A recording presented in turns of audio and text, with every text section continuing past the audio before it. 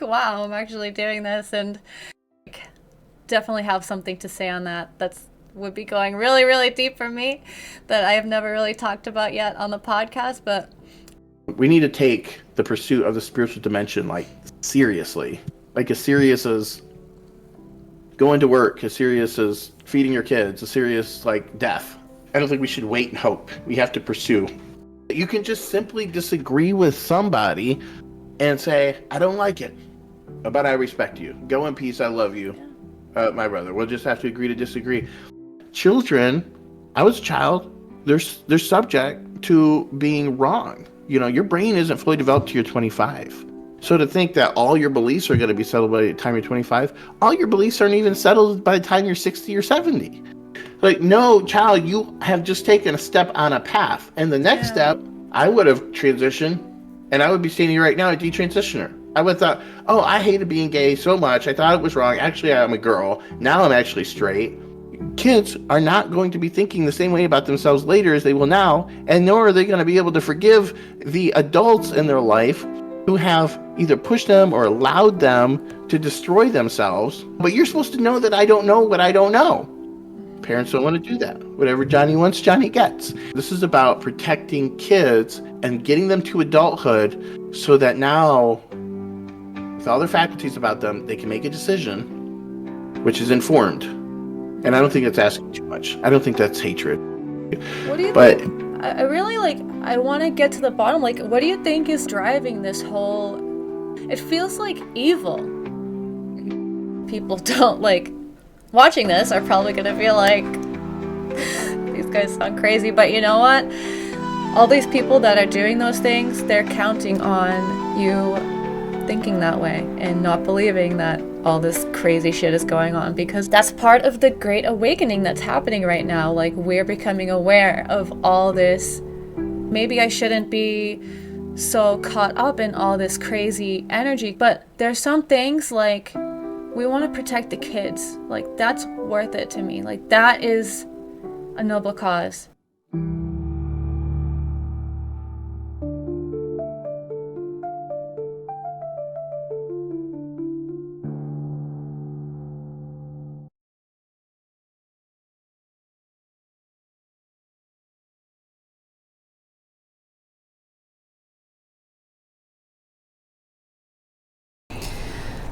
Hey everyone, I am so honored and grateful to have had the privilege of speaking with Robert and to share this conversation with you, my viewers.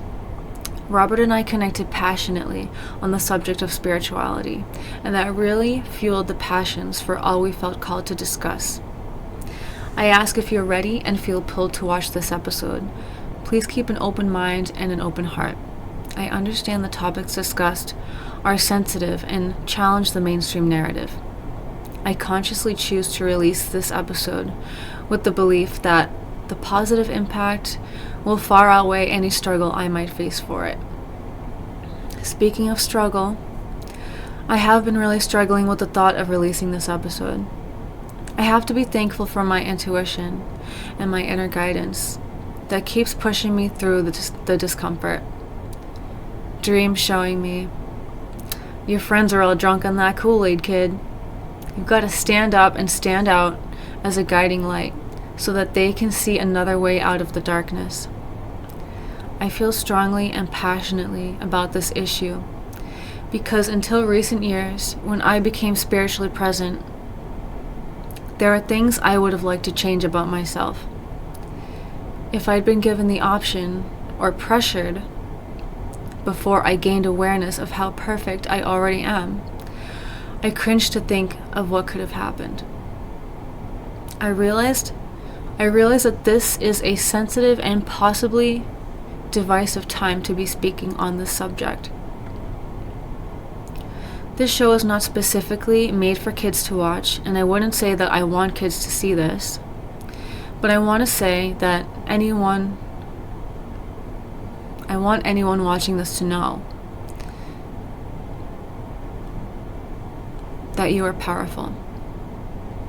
Your soul is powerful, and that part of you chose the way you would present in this life. even if you're struggling with your appearance, gender identity, or anything. If you've been made to feel so uncomfortable that you've damaged your human body, if you've been convinced to take this trans ideology at face value and haven't taken a deeper look, even advocating for the rights of kids to receive so-called gender-affirming care, like, okay, yes, we all deserve the right to be heard and helped. But can we slow down? Ask the hard questions? When did we start supporting delusions as if life isn't good enough as it is?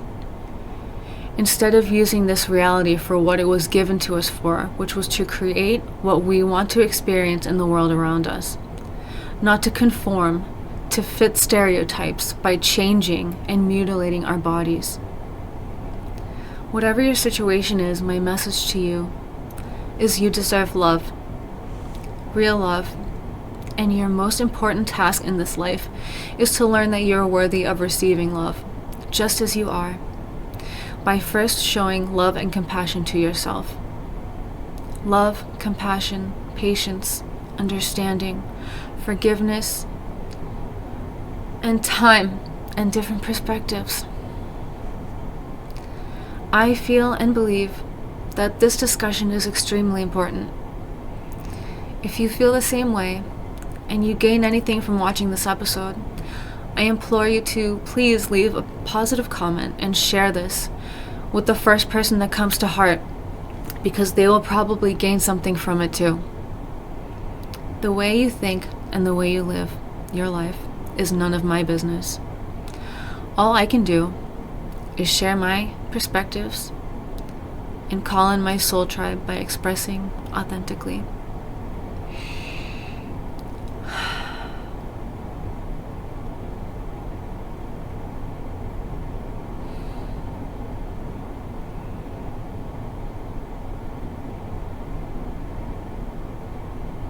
I thank you from the bottom of my heart for watching this episode and supporting this channel. I hope you enjoy.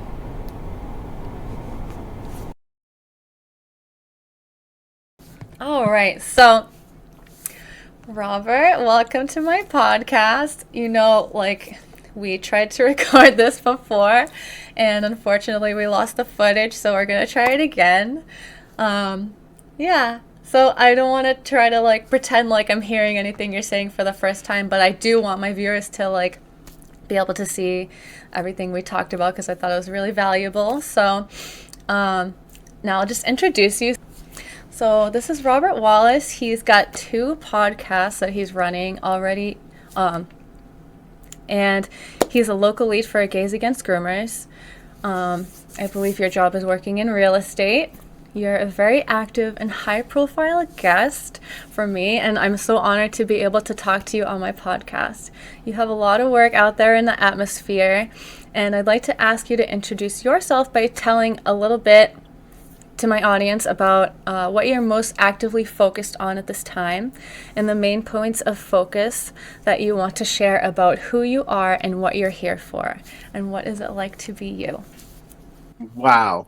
Well, thank you for that beautiful introduction. And I will try to answer what I can remember from that question, and then you just refresh me if I miss something. So, yes, Gays Against Groomers. I was actually the Arizona State chapter lead for just over 2 years, and I recently passed that mantle on to another member, and I do the podcast still, which has really taken up a lot of the time for Gays Against Groomers, called The Dark Side of the Rainbow. The Dark Side of the Rainbow. The mission of Gays Against Groomers is it's that we're a coalition of LGBT and some T people standing against the indoctrination, sexualization, indoctrination, and medicalization of children, which is being done in the name of LGBTQIA plus inclusiveness. And so the other podcast you mentioned is Spiritual Realities. And so that one I've been doing a while, but I had many years where I had a pause on that. So that one's come back to life. And aside that, I do real estate, and I'm involved in politics and in some ways. So, yeah, it's an honor to be here. It's a beautiful program you have, and I'm looking forward to our conversation. Thank you. Yeah, I'm so excited too. I know last time we talked, we got really involved in the conversation about like spirituality and your experience and study with religions and spirituality. So maybe we could start off by going into that topic. Yeah, spirituality is my favorite subject, and that's why I love your whole ethos, the whole vibe you have, because that is at the heart of what everybody's going to worry about, no matter what they specialize in at the point of death. They're gonna be like, what do I do with my spiritual life? And so that's why I kind of want to make that front and center in my world. And so the study of comparative religion is basically the path that I've found myself down in the form of what is known as anthroposophy. Anthroposophy is a school of thought headed up, initially founded by Rudolf Steiner. Rudolf Steiner, 1861 to 1925. He founded this way of thinking. It's really a spiritual science for the West. So the Eastern form of the spiritual science is known as theosophy. A lot of people are familiar with Madame Blavatsky and Charles Ledbetter and Annie Besant and Alice Bailey. And so the theosophical movement is how he started. And then he started to work less off of Hindu texts and more from a German perspective, from his roots. And that's what found him in the Western path or tradition of Rosicrucianism. And so that spiritual science of Rosicrucianism, true Christianity, what we find with anthroposophy are all essentially the same thing. And so I grew up Catholic. I went to a Baptist church and a Pentecostal Methodist. I was a Seventh-day Adventist. I worked at the Church of Scientology. I studied the Eastern philosophies. But I really, ending up in anthroposophy is, I think, a testament to my drive to find where are the miracles being wrought. For instance, I would go to a church and then I would ask myself, like, why is the pastor wearing glasses? Or why is that woman in a wheelchair? Sort of thing. And the answer that I would always get would be like, it's God's will, or God will heal them. But there wasn't miracles happening.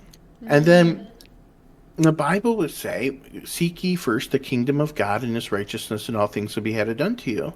And when I finally conceptualized the kingdom of God as the kingdom of heaven, as an interdimensional reality, then I realized that the experiences that I'd been having, the visions that I'd been experiencing since I was a little child, day waking visions, night visions, dream visions, experiences that I had with psychedelics, and all of that actually turned out to be of the higher dimensions or kingdoms of God.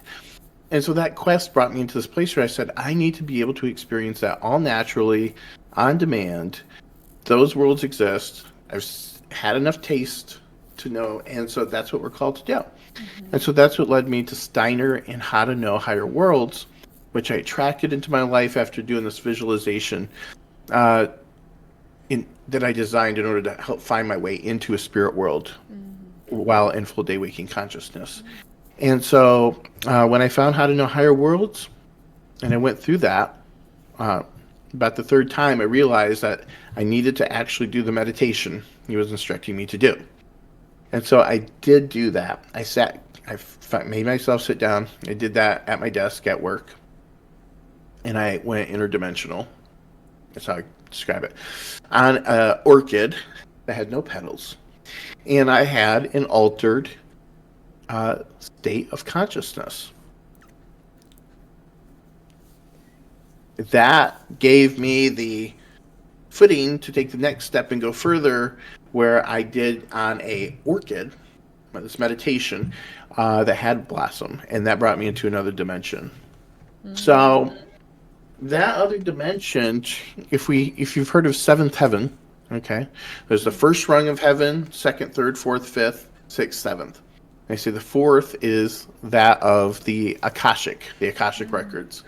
Below that are elemental forms above that are like masters, or the most completed perfect forms of archetypals in the higher realms. So in the very first rung, which is just right over the threshold between here and there, is where Steiner says the offspring of the third higher hierarchy exist. So in the third higher hierarchy are the angels, archangels, and what are known as archai, or time spirits. And he says that these angels project and create into existence these beings, these nature spirit beings, which then work on to create the nature that we have around us. So this orchid. Do you want to interject before I take people over the threshold? No, that's good. We're good. Okay. So, going back and fast forwarding, I had this experience at work. I go home, I tell my spouse, who's of course like, oh, something new all the time with you. And then I sit down on the bed and we're watching TV. And instead of watching TV, I'm looking over at this orchid that I had next to the TV. Yes, I had a dead orchid on my desk at work, and I had a living orchid on my dresser at home where the TV was. And so I put my attention on this orchid. I go through the steps found in How to Know Higher Worlds by Rudolf Steiner, and then I find a astrolite pulsating from the plant, from the flower. I find a pall, by comparison, a darkness come out around. It's almost like a negative in a photo lightroom of a photography. It's like all of a sudden the bright light of the plant became so bright and the room became dark by comparison, and it was a light darkness situation. I amplified that light by amplifying my experience of the exchange of love between me and the plant. I said, I love this plant. This plant loves me. And this light amplified until all of a sudden it was all I could see, and I was completely, I don't know if I went into it, I was completely enshrouded in it, but all of a sudden I pop into this other realm, all white. It's like heaven, of like you see on movies and stuff. It was like white. I don't know if I described it as clouds, but vastness of light, white. And I'm looking at my hands, and I said, I can't believe I said, oh my God, I can't believe it. And I look off directly ahead of me. There is a horizon, and there's a being standing there. And this being, this humanoid shaped being, was all of one skin, of all of a very bright white, except that the white also had these pink splotches randomly about it, all over it. And the other characteristic was his head went up to a sharp point, and I could really only describe it accurately by saying if you took a rectangle on its end and then you cut it diagonally from the lower left to the upper right, and here now you have like this right angle, and then this, that is how the very top of his head was. And that too was all of a white with these splotches. His eyes were open. His face was in a peaceful bliss. He was smiling at me, but he very much had this checked out look, like I might look during a meditation where it's like, I'm there, but I'm not there. And so it turned out, well, before I tell you what it all was, according to Steiner, I went into this whole, like, looking at this guy, and I'm like, can you believe this? Like, where are we?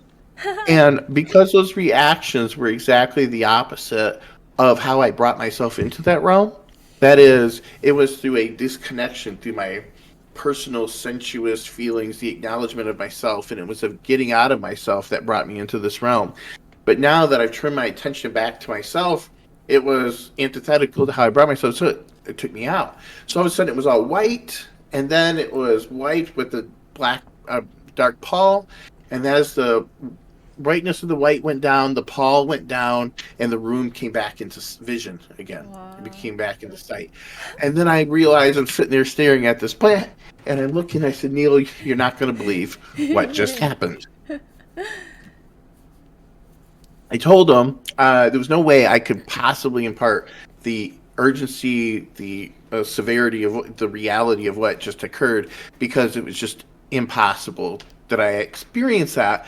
Again, now this is in full day waking consciousness, in full sobriety, using a very specific meditative technology, which I had been working with over the course of a couple months in pieces. And now that I had put these together in a certain way, I got this result. And the results that I found were consistent with the findings and the explanation of Rudolf Steiner and what is to be expected. So what he says is that now I was looking at the astrolight when this plant turned, and I'll continue that story because it actually goes into how I started to perceive other beings. But I was actually looking in the moonlight spectrum of light, the moon spectrum of light, and I was perceiving the astral form of the plant. And as I went into that astral form, I actually popped over through that cloud, which Steiner explains that the petals of a flower are the most ephemeral organic matter that we have, and it's our best bridge or connection to the spirit world. So using that as a jumping off point to meditate is like the easiest way to get over. And so this other realm I was in, according to Steiner, was the first rung of Devakan, which is a Sanskrit term for heaven. And like I was describing seventh heaven, well, this is like the lowest rung, and this is where this being that I saw is actually a nature spirit. And again, that spirit was placed there, created by the third higher hierarchy. So the higher hierarchies consist of 9 leagues of angels, essentially, between us and the Trinity. So above us are the angels, and above them are the archangels, and above them are the archai, and then the Kyriates, the Dionemes, and the Exousiai, and then the cherubim and the seraphim and the thrones, and then the Son, the Spirit, and the Father. And so, or the Spirit, Son, and Father. And so these classifications of hierarchies don't just denote like particular beings, but whole like realms, vibrations, like we're dimensions, okay, and things that can be seen there. So anyway, at that place, that's what I was seeing. That's who placed it there. That was a spiritual being that was projecting itself into physical existence.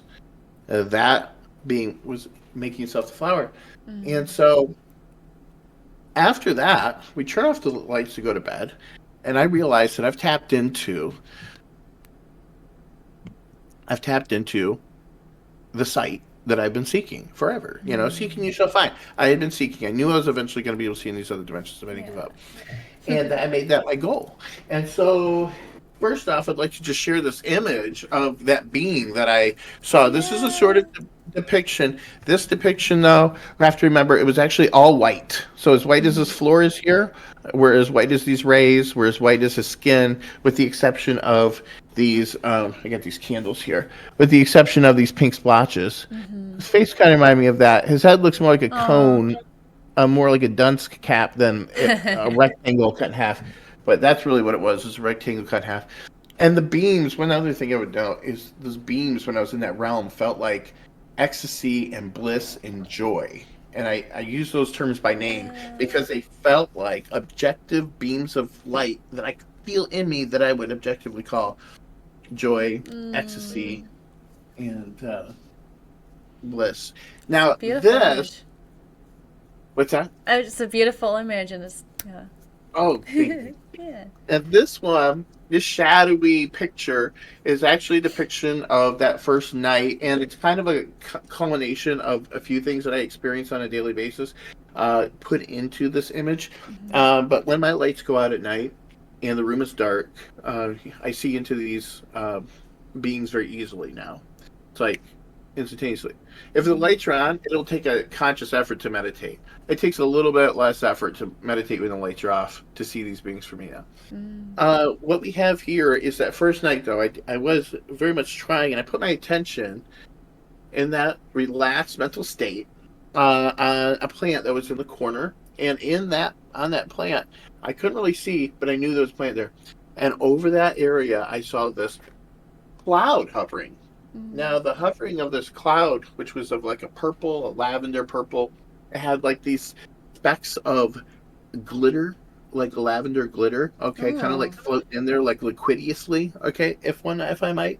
which I did it in a silver here, but it was actually more of a sparkling purple. I didn't have sparkling purple glitter.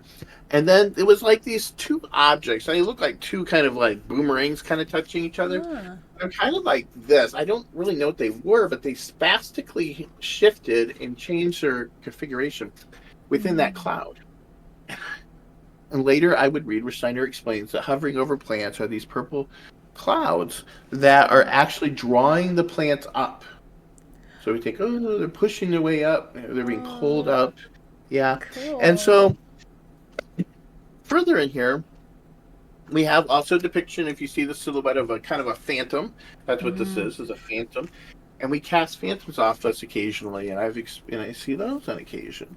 And that's where it's like a human who's made of a shadow walking across the room, and he's full life size, and he's got a gait to his walk, and he's walking.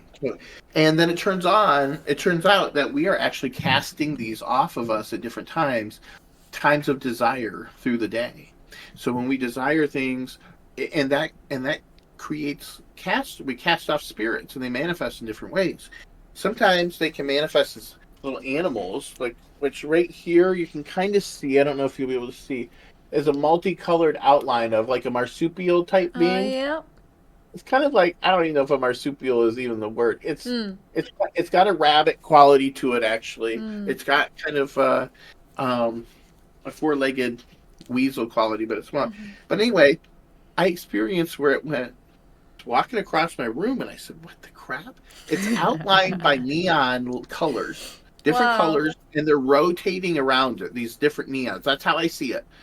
Again, this is in full sobriety and a meditative state, looking into the dim darkness of my room, and I see it walking, and all of a sudden it goes, jump, and jumps into my chest. Wow. Jump. It just jumps into the air, and then jumps.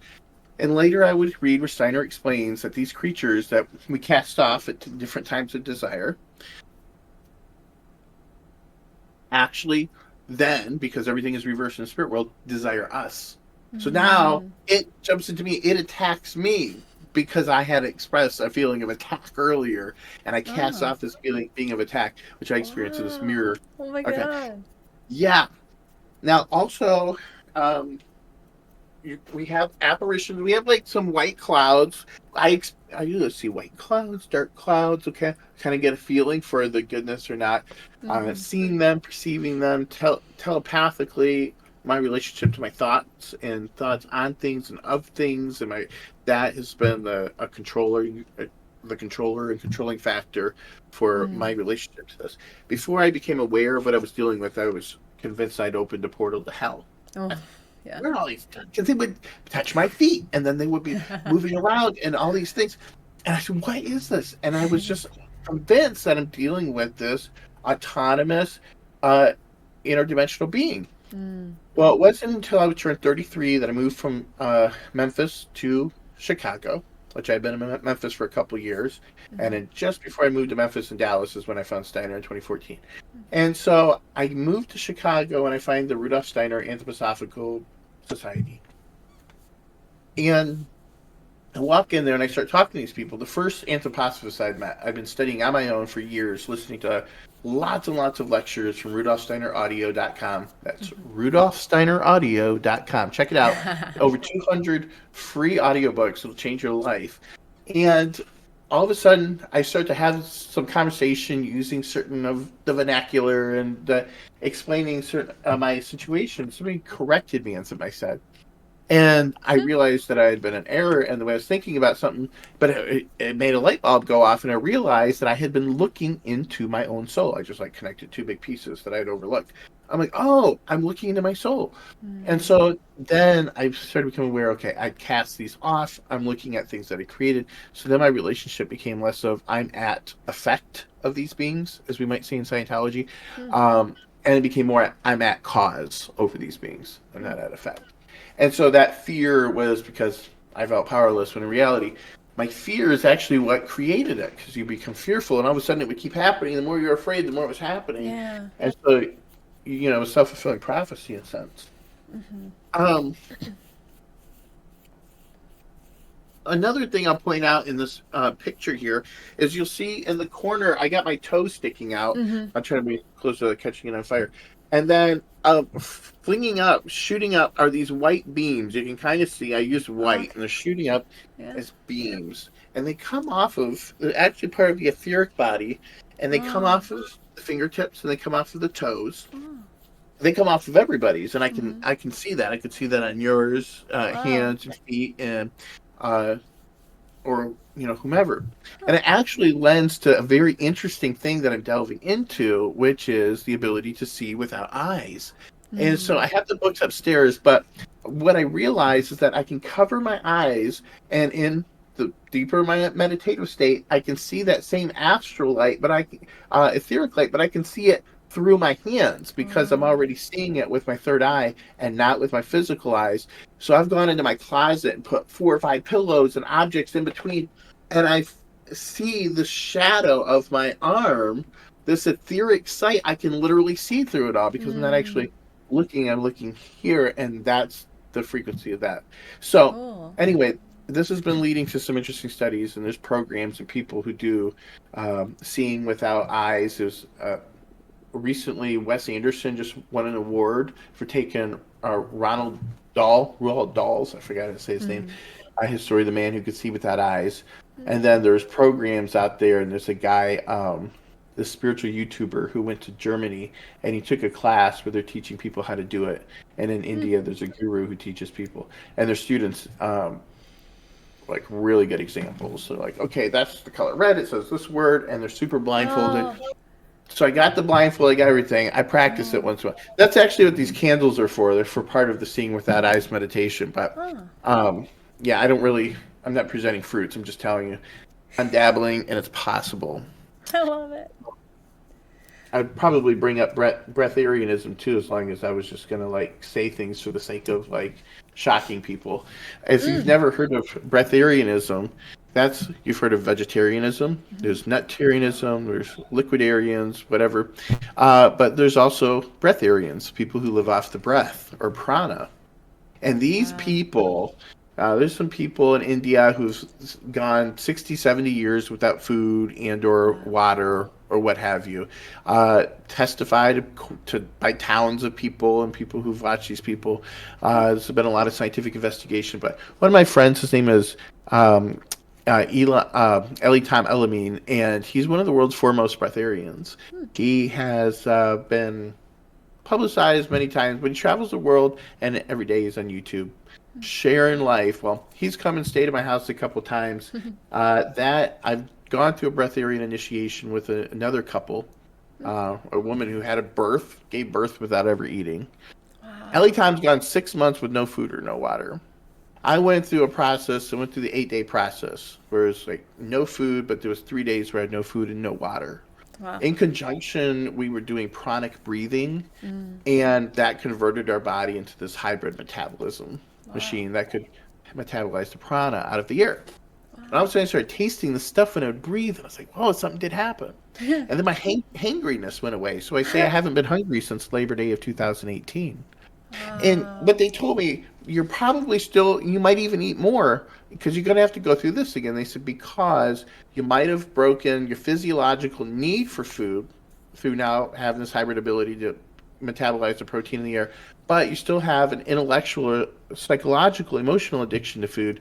And so you'll be governed by like, oh, I want to eat because I want to eat because I love it. And so I'm going through that stage. Okay, let's put it there. I'll let you know if that changes. Cool. Anyway, let's let you talk, and I don't know I think I said everything. Yeah, well, that's very exciting to think about, all like the potentials that we can evolve to and access with the technology of this human body. It's like really, It's crazy. Yeah, especially like when we go with like what we've always been taught, and sometimes, and I know I kind of brought this up last time we talked, but I wonder sometimes like the way society kind of like society almost grooms all of us into like, just almost like subduing our personal power, I feel like, in a way. Yeah. I think exactly the way that's done is through the pushing of the false narrative, the lie of materialism. Natural science should be objective. It should start with, okay, we're not going to presuppose anything. We're going to let the facts bear themselves out. But actually, they do start with a prejudice that says there's no spirit world. So they never can conclude anything outside of what they can physically measure, even if it's one of their psychometers or something. And so, as a result, you can never really get to the truth, which is the physical world is a byproduct, is the fruit or what's been cast off, the crystallization of ideation. The spirit world comes first. This is a product of that, not the other way around. And so that's why we're always going to end in depression if we look to the physical outer Maya world. Because this world isn't inferior, it's just been divorced in the mind of the fallen from the higher spiritual plane, of which it is really an objective byproduct. I think of the example of a snail who creates a shell, and then when he leaves a solid shell behind, even if his body dies and dissolves. That shell stays behind. And the spirit came, and here's this world, and even though we've fallen through our development of our rationale and our intellectual capacities, we've fallen from our native clairvoyant state, from seeing that realm.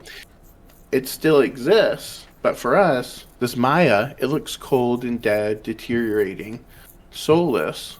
And so when we bring our heart and our mind back together, we bring back the spirit with reality, we re-enliven this Maya, then we see the higher spiritual dimensions, which is the kingdoms of heaven and what people see in psychedelics, really, for those. Yeah.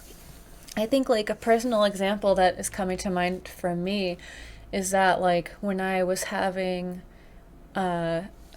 before I started having symptoms with my third eye, I never really thought that like physical symptoms could be possible. Like I kind of just, I guess I didn't think about how the symptoms would manifest, but like I had like a little bit of like a headache or like this pain like concentrated in my third eye area, like between, it kind of felt like if you're going cross-eyed really bad and it's just like that pressure on your eyes. So whenever like I would like feel that pain, I would kind of like back off and stop like trying to do whatever I was doing to like open my third eye or like meditate on something. But once I kind of like leaned into that pain a little bit, like I figured out that that was actually part of the symptom, because some of those like spiritual actions play out in a physical symptom or a physical manifestation. Yeah, like a stigmata or in other ways. But I'm familiar with such sensations, and I've heard of many such experiences that people have, headaches or different feelings, manifestations, as like their pineal is waking up in a sense, or whatever. Yeah. And I think that's awesome. So I know that we're talking to me, but I'd rather talk to you for a second. I want to hear about some of your third eye awakening stories or experiences. Yeah. Maybe you've shared it.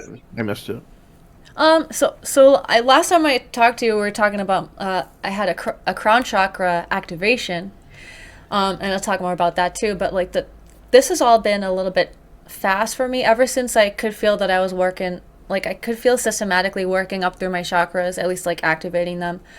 And like it was kind of recently it started really accelerating, like this past, I would say like the first 6 months of this year. I worked up through my heart and through my throat chakra. And then once I knew I was working through my third eye chakra, that was just like maybe a couple months ago. And I don't have the crystal here, but I have a fluoride crystal. It's like a little tower crystal, a point, and I would place it right here, and it would be like when I'm lying down in bed with my eyes closed, and then like what I would see is just like this light, like it feels like this light coming down from above, and so like coming through the crystal, almost like focusing right through that point into my pineal gland. So those are kind of like the symptoms I've had with that, just like opening up more and more. And then the crown chakra, I guess I won't get into like too much detail, but like it was like just a couple nights ago on the full moon, and I had this kind of visualization where I was kind of feeling energy like moving in and out, like expanding, contracting, and just like really feeling into that like energy movement. And I had this visualization of like a whitish, light pink, light lavender colored, like crown chakra symbol. You know, like it's like the circle, but it has like a lot of kind of spokes, for lack of a better word.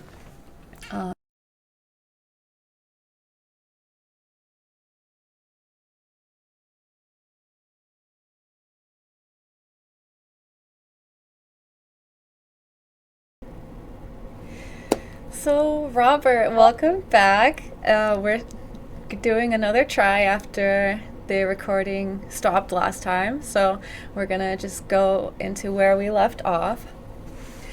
So, I want to ask you another question that I wrote down. So, you're pretty open spiritually, and I think you're very driven by purpose. It feels to me like you're a light worker with the mission of uplifting the collective at this time. Can you talk about your experience, if that resonates for you, and the challenge of being a light worker in a type of mission like this where you're at a high risk of being misunderstood and attacked by the people who maybe don't see the whole picture or are stuck in the matrix, just believing everything the media feeds them?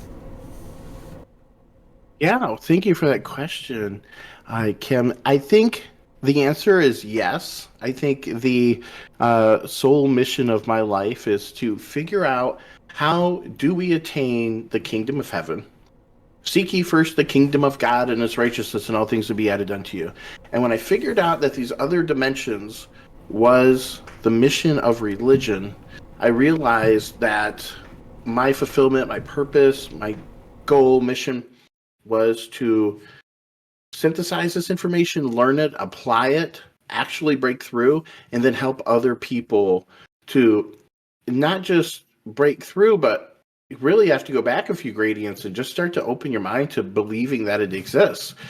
Because sometimes, we jump a great barrier and we're like, oh, okay, we're talking about dimensions and stuff to people who just don't believe in any supernatural, paranormal, extra dimensional phenomena.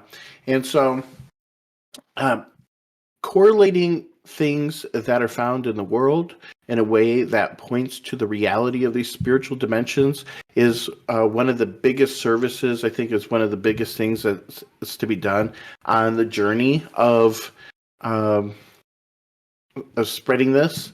Um, I'm not at a place where I can touch a person's third eye and transmit all of the secrets of the universe. I know that I've followed a path and followed certain instructions that have made visible to me phenomena which most people question its existence. A lot of people would deny the things I've seen existing, or they question it. And I don't blame them, because until I saw it, I did too, honestly, with the exception of God and certain things that I did believe in. Was still astonished to see there was a lot of things I did not expect to see. And it's not difficult to understand why people reject what you're saying, given the life experience that we've all shared, which is life without that experience. So it is a challenge communicating these things, but I find that just because people are going to come around you if they like you.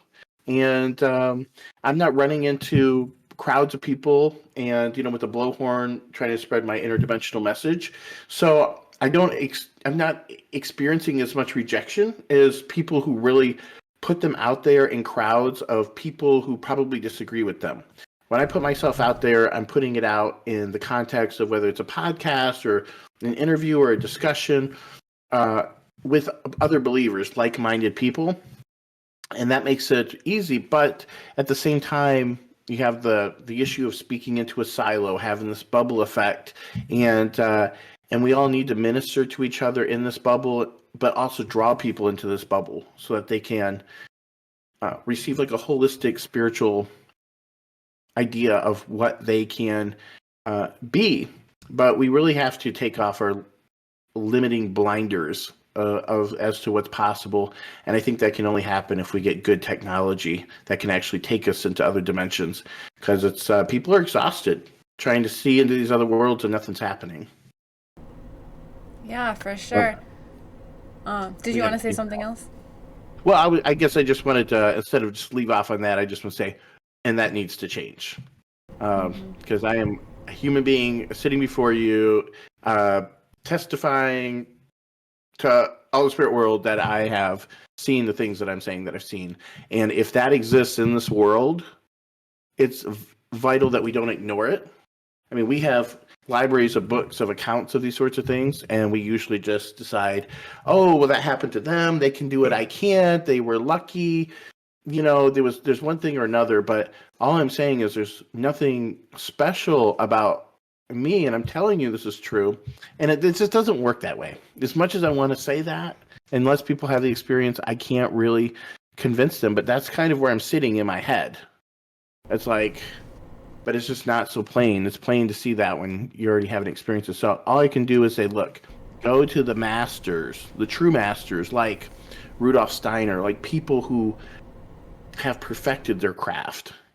I want to share the knowledge that I have, but honestly, if you have the appetite for it, you'd be better served going directly to the highest masters, because their language and their teachings are so rich and robust with instruction that your time would be better used there. And I think it's important that people, like, even in a Broadway, like, remember, you've got a cell phone in your pocket. Sometimes we're watching SpongeBob or we're watching stupid stuff, but you really have access to all the world's knowledge. And yet it's like passe. People are just like, oh, it's old stuff, or I don't know, or, so you really have to have a personal interest in saving your soul. And if you do, you're going to stand out. You can't help but question these things. Yeah. Yeah, you kind of reminded me of, I feel like I just received like a message this morning, this kind of inspiration that, like, I am my own, well, I am like a beacon of light, like a lighthouse for the type of specific people who would be attracted to like what I have to offer, and they're not going to see that light unless I choose to shine it out. It's not like completely related to what you're saying, but like it's kind of like the way I choose to shine my light is gonna attract what I want to attract, and also like the people who are ready for what I'm ready to talk about and shine out into the world. And when other people are ready to share whatever light they have and what they want to share, you have to make a conscious effort to like put your message out there a little bit to attract the people who you are trying to attract, or who really are looking for that message. The other thing I wanted to ask you off of that is, do you think that other things that you're doing in your life are also part of your mission to bring light to this dimension, this reality at this time? Yeah, I love that. And I think your questions are really like well thought out. I appreciate that. Yes. In the same way that somebody kind of carries their religious beliefs into their political views, or into the way they treat other people, or into their business dealings, considering things like karma and our relationships to people and things. Yes, it is very much a consideration. So I am an advocate for, let's get this UFO thing disclosed. I really think it's a matter of demons and angels, right? I'm an advocate for, let's be healthy. Let's clean up. Let's like demystify the chemtrails and stuff. Let's open up psychedelic research. Let's go into these different fields with our eyes open spiritually and consider, okay, in the light of kind of like what would Jesus do, or in the light of what we know is true, how should we comport ourselves? And it's actually getting into religion that actually made me go from being a Democrat to a Republican. I mean, I grew up a Democrat, and I was always told that the Democrats are for the people and the Republicans are for the rich, and that was kind of like where it stayed. And then I got And by the way, I was just in Jackson, Michigan. I just got back, and that is considered the home of the Republican Party. And I went to the site where they gathered after just forming in Minnesota. And they gathered under these oak trees, and they called themselves Republicans for the first time. And I grew up in this town my whole life and never knew it. I was really Wow. called. But then again, I identified as a Democrat, and I actually consider Republicans an enemy because that's how I've been trained. Just like bad guys. Well, as I got into my spirituality and religion, and one day I asked myself, what does it look like if I put these spiritual beliefs into action? If I say, look, I'm going to subscribe and believe in things which align with these spiritual beliefs. And when I started looking politically, it very, very quickly became evident that I was not a Democrat, that I was more aligned with the Republican or the conservative side of things. And of course, we could say like they're both sides are corrupted, and it's true. Like a two-party system is not ideal, but for the two parties available, the conservative side was actually more in alignment with my Christian spiritual values, and so in that way, I had already begun to allow this mission to start to affect other areas of my life, and it's hard to explain to people because my mom is still very much, even though she's not a fan of Trump or Biden, she hates everything. Um, she doesn't, her hatred for Trump, the TDS, the Trump derangement syndrome. I mean, people don't understand how you can genuinely be in your um, correct in alignment with your conscience and in your element and somehow come to the conclusion that somebody like Donald Trump is the right guy. They assume that some sort of hero worship, idolatry, or some sort of racism or bigotry, or they have all of these labels. They can't believe that you just want the Constitution to stay strong, that everybody needs to maintain their inalienable rights, that we're a constitutional republic and we can't give away our sovereignty to a new world order. Like, those sorts of things, appreciating what you have and what our forefathers fought for and died for. Like, we're losing our rights over here, and all the people on the left can see is we need the expansion of the individual identity. We need to say, bigger and more important than anything is my feelings, and so therefore you have to be censored. I gotta take that away from you. That scares me. I don't like your feelings on that. You need to be in prison. And they use themselves as like the rule of law. They say, you've transgressed me, and I am God, and therefore you are canceled. Therefore you are in jail. And they don't realize that you can just simply disagree with somebody and say, I don't like it, but I respect you. Go in peace. I love you, my brother. We'll just have to agree to disagree. At this point, it's like, you know what it reminds me of when we were kids and they'd say, never give up. And then you'd have a kid and you'd be like, never give up. And you'd be like in gym, never give up, never give up. And they go, some people go to outrageous lengths, at some point, give it a break, settle down or whatever. But they never give up. And then we have kind of that chant still rolling through, especially in the last 5 years, now through a party which says, we're not going to give our country over to these, radical right people. We're going to fight and we're going to do everything. And they're literally acting like they're in the middle of some sort of civil war. They're fighting for their life. And all of a sudden they have to break all the rules because their lives depend on it. And so they use like this emotional overload in this emotional charge as a justification for why they have to break every rule, because we can't just sit here and let the status quo be anymore. I mean, think AOC. They're just like unhinged, and they think that because their emotions are so unhinged that they are in the right, they can't be this upset and not be in the right. And if true justice in the universe demands that they make a change. And it's like this whole like mission thing they're on, it's so misguided. They're so blinded by all the fundamentals of what's going on in the Republican Party, what it is they're actually saying and suggesting when they advocate for these things. They don't realize they're advocating for their own demise. When you shut us down, you're shutting yourself down. Yeah. When you want us persecuted, you're waiting for that blade to turn around onto you.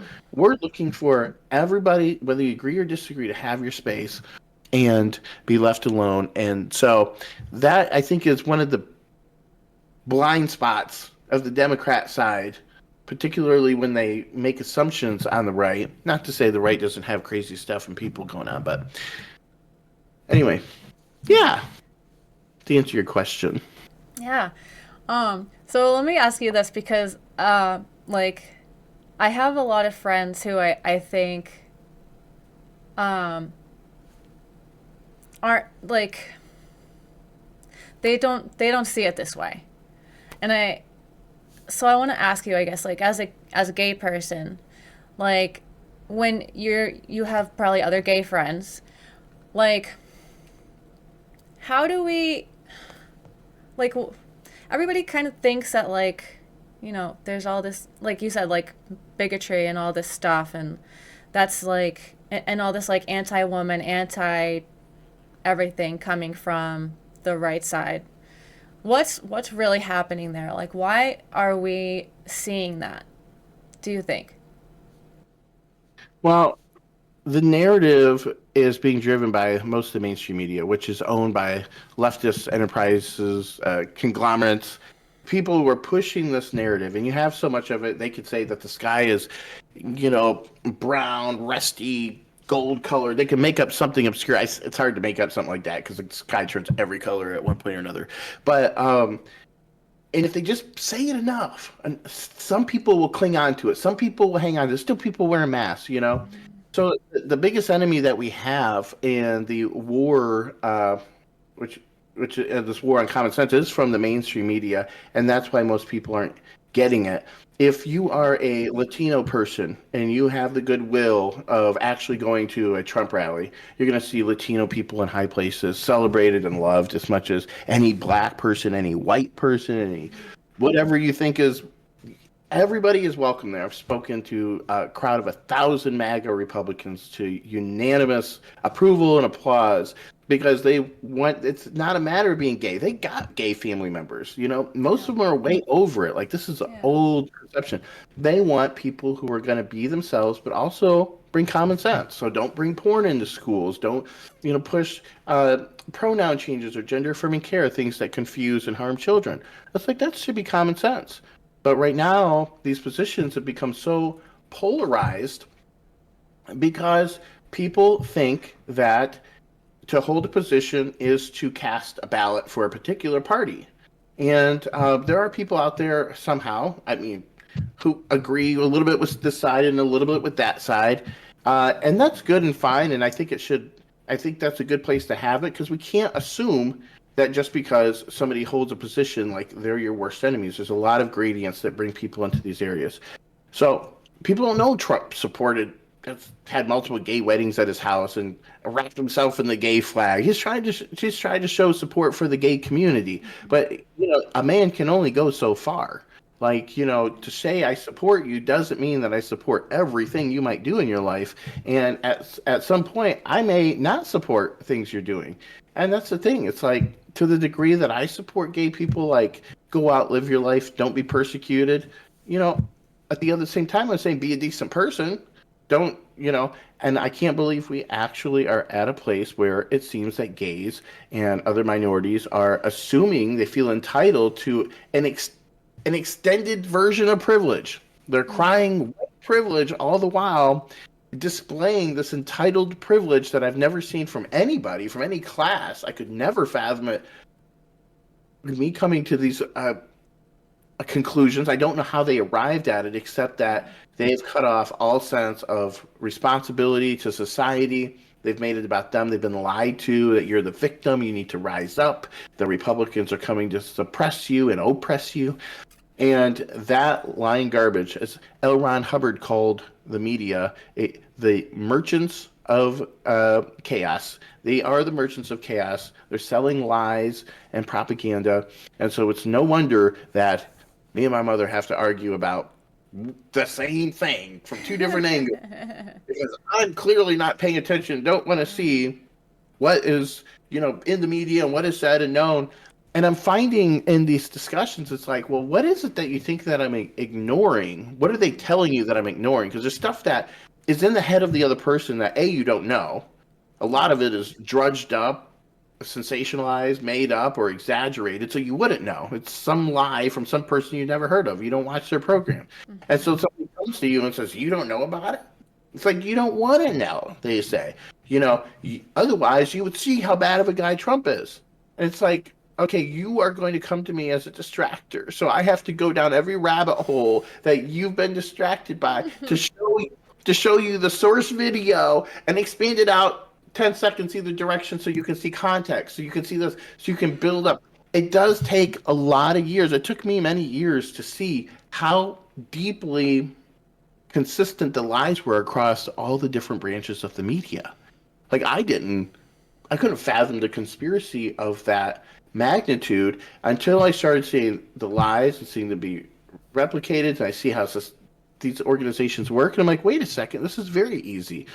They send a top-down memo to everybody, and everybody repeats it, and it's a big, giant, it's a conglomerate. It's owned by single people ultimately, and boards and ideologies. So we're fighting a lot. The misinformation is there. Anybody who's saying that the Republicans or Trump hates black people, Mexican people, gay people, even transgender people. I've got transgender Republican friends.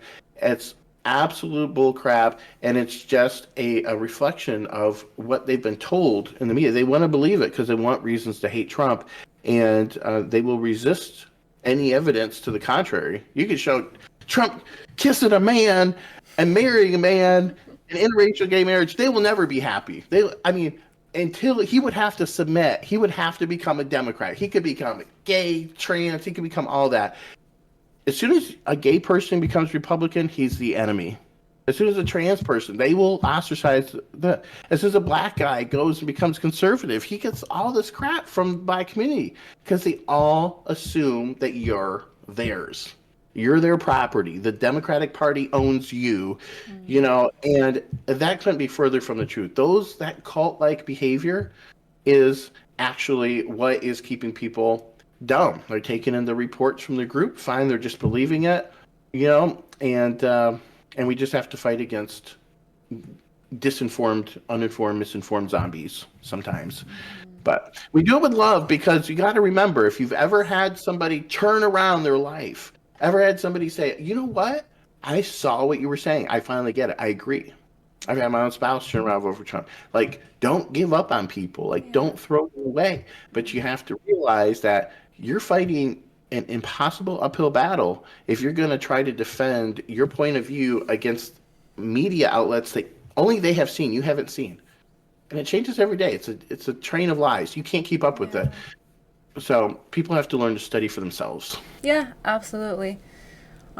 This manipulation of the manipulative narrative has been gripping us for decades, and it's so obvious to me that it's been orchestrated by the elites, the higher ups, just trying to keep the masses dependent on them. And I think a lot of people sometimes they think they want to be dependent on the government, they want to be taken care of, but with that premise, you're still you're giving away your power. So I think the most important thing, if people really want to know what's going on, and if they want to wake up a little bit, you have to take responsibility for your own reality, your own creation, your own creative experience, because everybody has creative control over their own experience. But when you play the victim, then you're giving that control away to someone else, anyone else, whoever wants You're it. so right. And you just triggered a word in my head, and that is karma. The thing is, and it really has to be tied to the idea of reincarnation ultimately, because what you're saying is not just true on a day-to-day basis, but it's true on a year-to-year or on a lifetime-to-lifetime basis. And what have you created? What is in your world? It is a result of things that have been done in past lives, or done throughout this life, or done throughout the day, or whatever. But it's been an accumulation of things that are tied back to you. And sometimes things happen to us and we don't remember, like, why am I being charged for this? Oh, because you bought this. You're like, oh, I did buy it. So now you're surprised by the effects of something actually you did do, but you forgot. Yeah. And we've forgotten infinitely more than we'll ever remember, until we attain back into the universal mind and the Akashic records, and we get that unlimited access. But what that means is that things are going to seem like a surprise and they're going to seem unfair when really it is, the universe is fair, and it does actually come back magically, synchronistically to things that we've done. So if we can take that idea, I think the next step, which for me was very important, but I think it's a very difficult step for a lot of people to take, is understanding, look, if something bad's happening to me, there's a really good chance that I done did it to somebody before.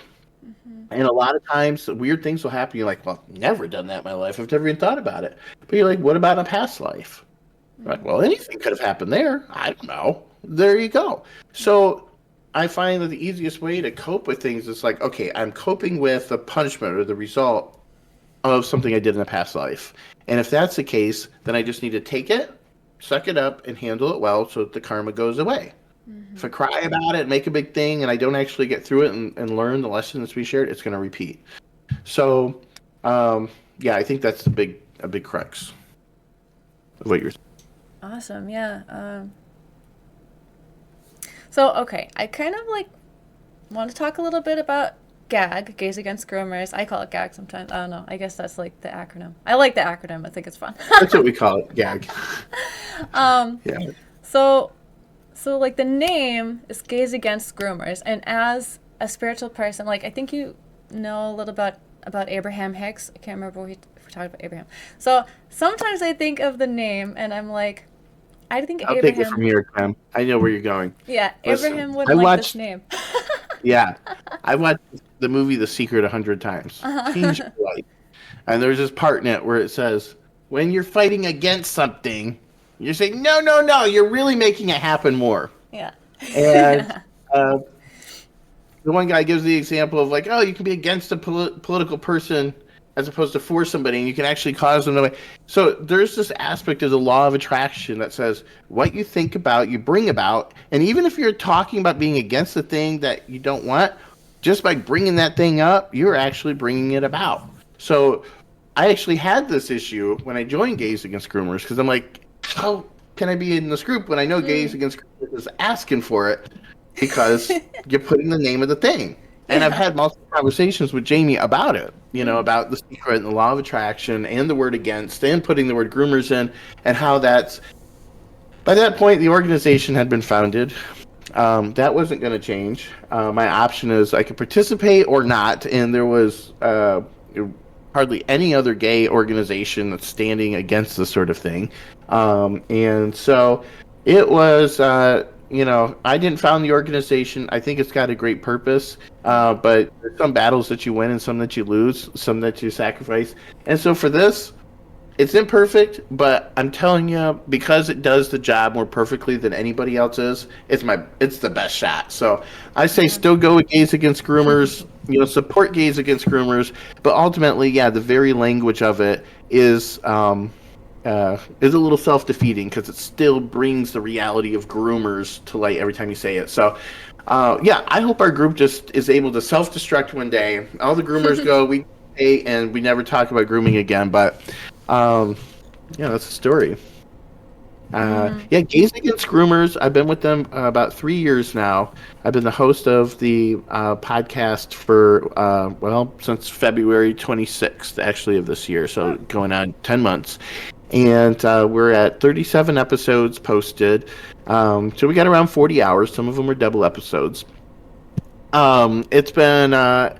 amazing talking to the doctors and the activists and the detransitioners and all of these people about their journey. It becomes very clear that there's no doubt that we're all on the same page, except for those who are indoctrinated with these platforms and stuff coming from these organizations, these kids who are getting these ideas. It's we got Dr. Simone Gold. I don't know if you're familiar with her. She's part of frontline healthcare workers during COVID. She was She was the one that really brought out hydroxychloroquine, and then she just put out a documentary about child gender affirming care for children and how we need to stop it. So she's been a big activist in that way. That's kind of an exciting thing coming up. But Gays Against Groomers has been helping to change laws in somewhere around 20 states. We've taken part in legislation that has passed.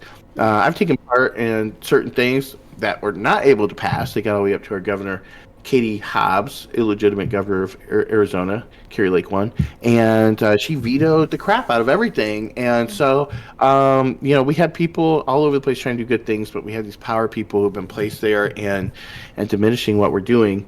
But Gays Against Groomers at large, as an organization, has been very effective. It's full of tons of amazing creative content creators, activist types who are all doing their own little thing. And it's just, I don't like to use the word proud, because pride cometh before a fall, and I don't believe in pride. But if I was going to, if I could find an equivalent word, that's how this group makes me feel. They make me feel very glad to be part of them. And so, yes, Gays Against Groomers. Do you have any questions? Did I answer it? Did I say the thing? Yes. Okay. Well, once I found Gays Against Groomers earlier this year, I was so excited. I was like, wow, this is like everything I never knew I needed to know existed. Like, I was just so happy to see all these people coming together and expressing their feelings about what's going on. And it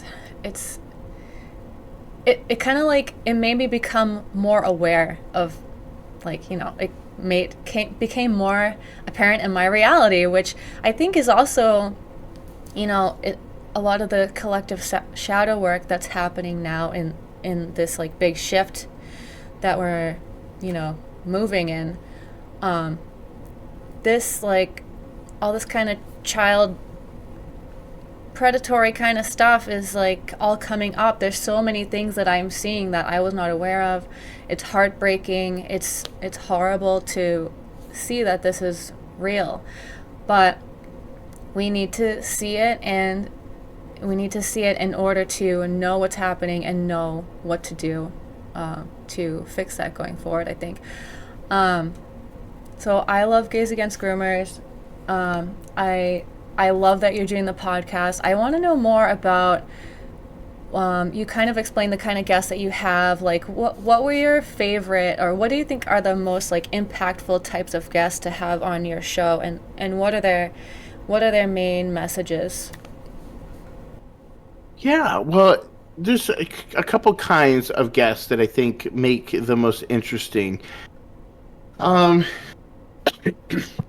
one hand, when we had detransitioners or people who've come out of this, and they now find themselves in a healthy state of mind, they can make for a very good episode. I did an episode, one of the first episodes, it's episode 3, and we had 5 detransitioners on, and it was a 2-hour episode, and it was for National Detrans Awareness Day.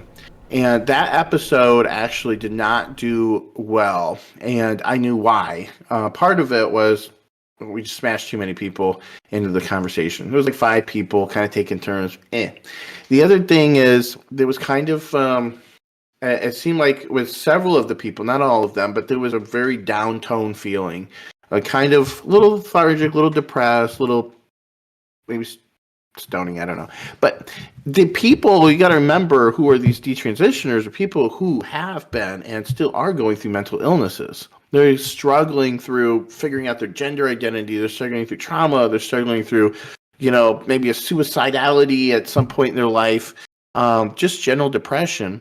So that episode, for instance, ironically, I think fell flat just because, and we lost quite a few listeners from that episode. So we did kind of remove it because it didn't have that impact. So that's a little behind the scenes info. Don't talk to anybody about, but so there can be negative effects to that. But when you have somebody for instance, if I have Matt Ray on, or a lot of the one-on-ones that I did, you can see the positivity, you can see the spirit of these detransitioners, and I think nobody can speak to it better than them. On the other hand, if you have people who are coming to us who are not like struggling themselves, don't really know or care to go into the plight of the transgender person themselves in that level, maybe they appreciate the story, but they're more like they come for facts, the science, for how are we going to take care of this. Like, let's talk about the activism itself. And so having doctors on, which we've had many doctors, a handful or so, who have different specialties, different lines of work. Some of them work with children. Some of them have worked in like gender affirming care situations. Some are like counseling, family practitioners, psychiatrists, psychologists, authors of people who go on then to author books on the subject. I think we had Miriam Grossman on not that long ago. These people, they have a lot of instant credibility, yes, because they're a doctor, but also because they're known. They've been out there. They've spoken their message. Everybody agrees they're a sane person, and they've become leaders in their own way. And hearing those people talk about their life experience with patients, talking, things that patients have gone through, dealing with parents, like nothing hits harder. There's no better proof as to how dangerous the trans ideology is on children than taking in these testimonies from detransitioners, parents, sure, activists, but the doctors who are going to sit there and really they put their lives on the line. They put their livelihood on the line to come out and tell you the truth that nobody else will, because a lot of them are subject to losing their licenses.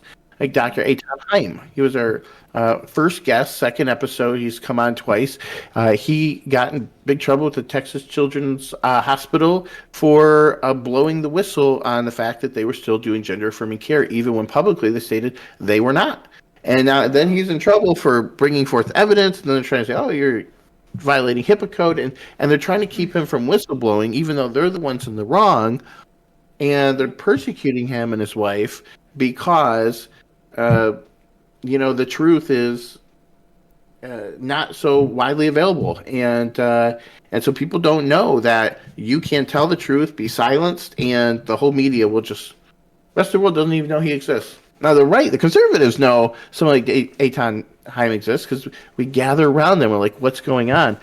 But as far as the rest of the world's concerned, he's ignored. He's canceled. He's been, go on Wikipedia and this person doesn't, like Simone, us at GAG, go on Wikipedia, they talk smack and then they put a stamp on there. They put that lock on there. You can't change it unless you make 20 or 50,000 edits, which most people aren't walking around with 50,000 edits under their belt.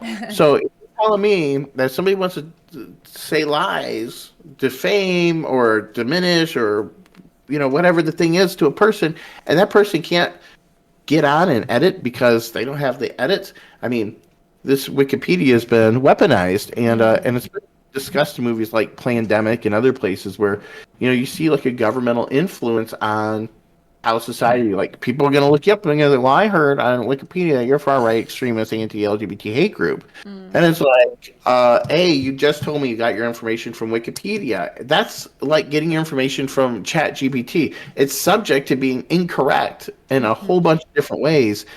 And you got to take it with a grain of salt. But if you learn the pattern, you know that if you're getting persecuted in that way and Wikipedia or anywhere else you're getting canceled or shut down, you're probably doing something right, with the exception of the few criminals out there who are actually like experiencing penalties for what they're doing. But with the let the Ayatollah on and they take off Trump and that whole thing, it's very disproportionate. The leaning is we like when people are naughty and we don't like when they're standing up for traditional goodly values. We got to shut them down.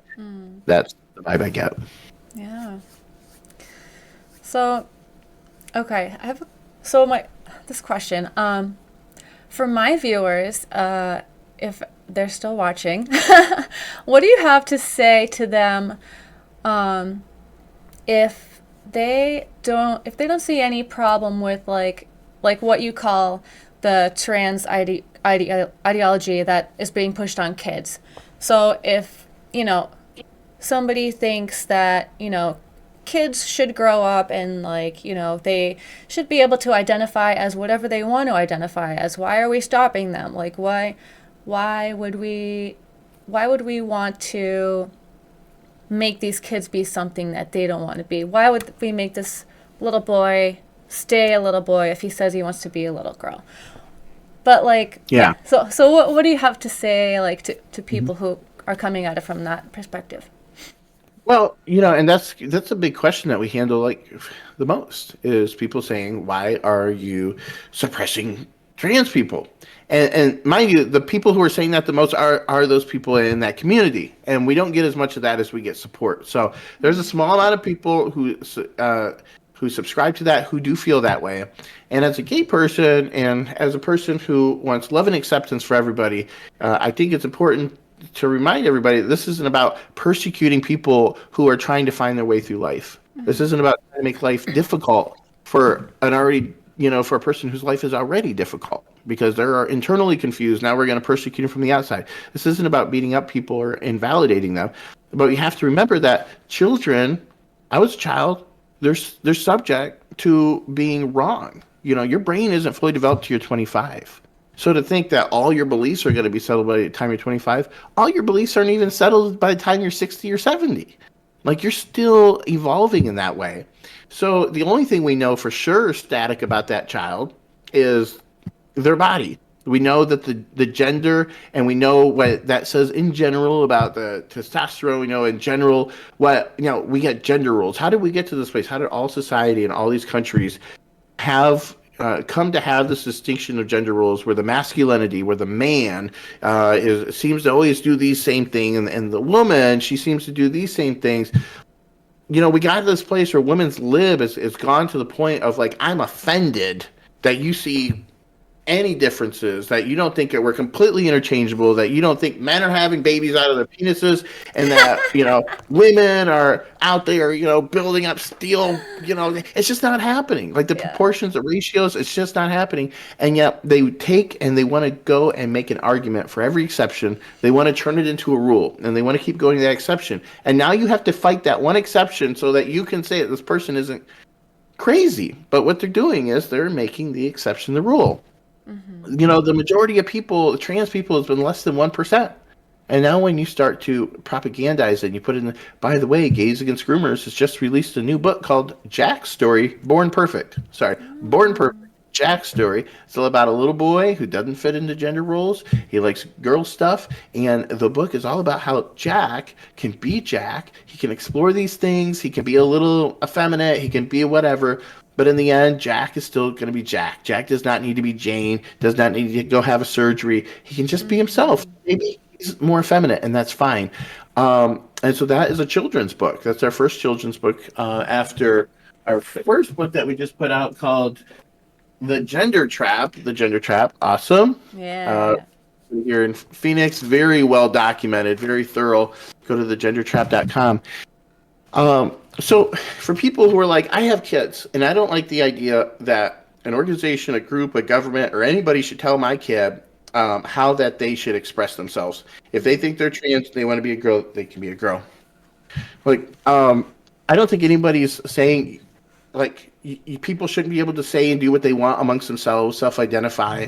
I'm going to think about things and myself, things that a million people would disagree, be bored by, think that, oh, that's inferior to my religion or whatever.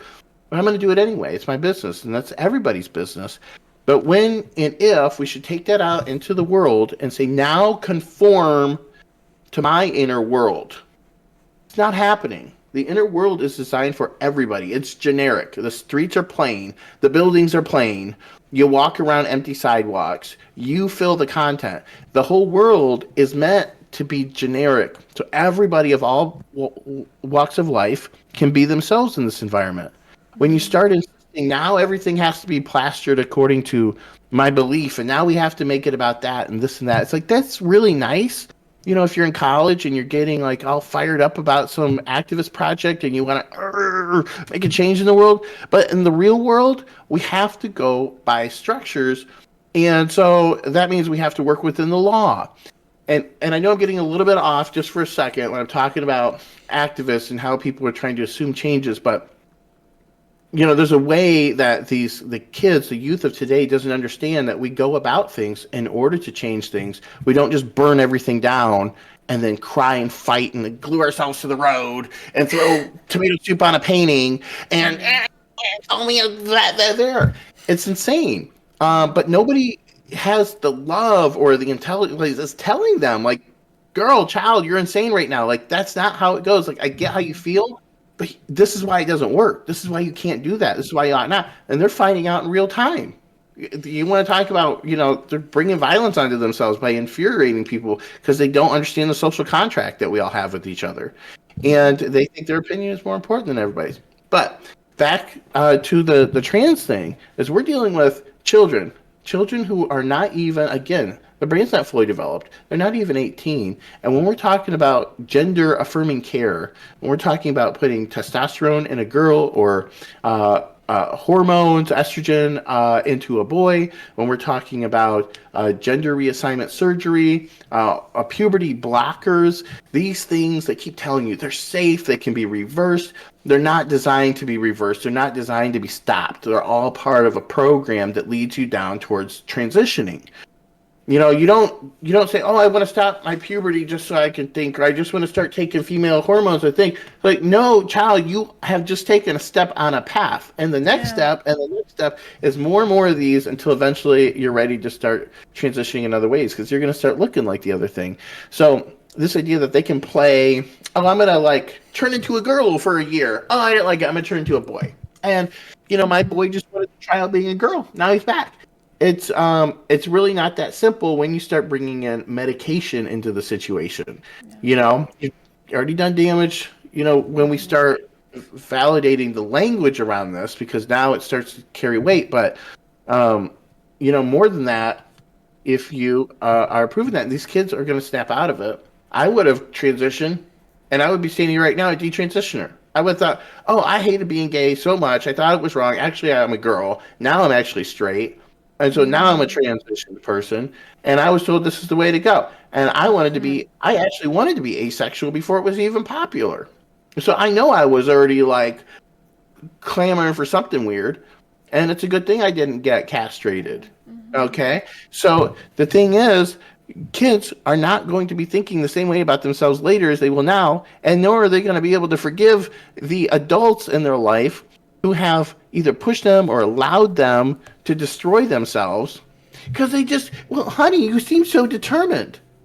It's like, woman, I could kill you. I was an idiot. I was 13 years old.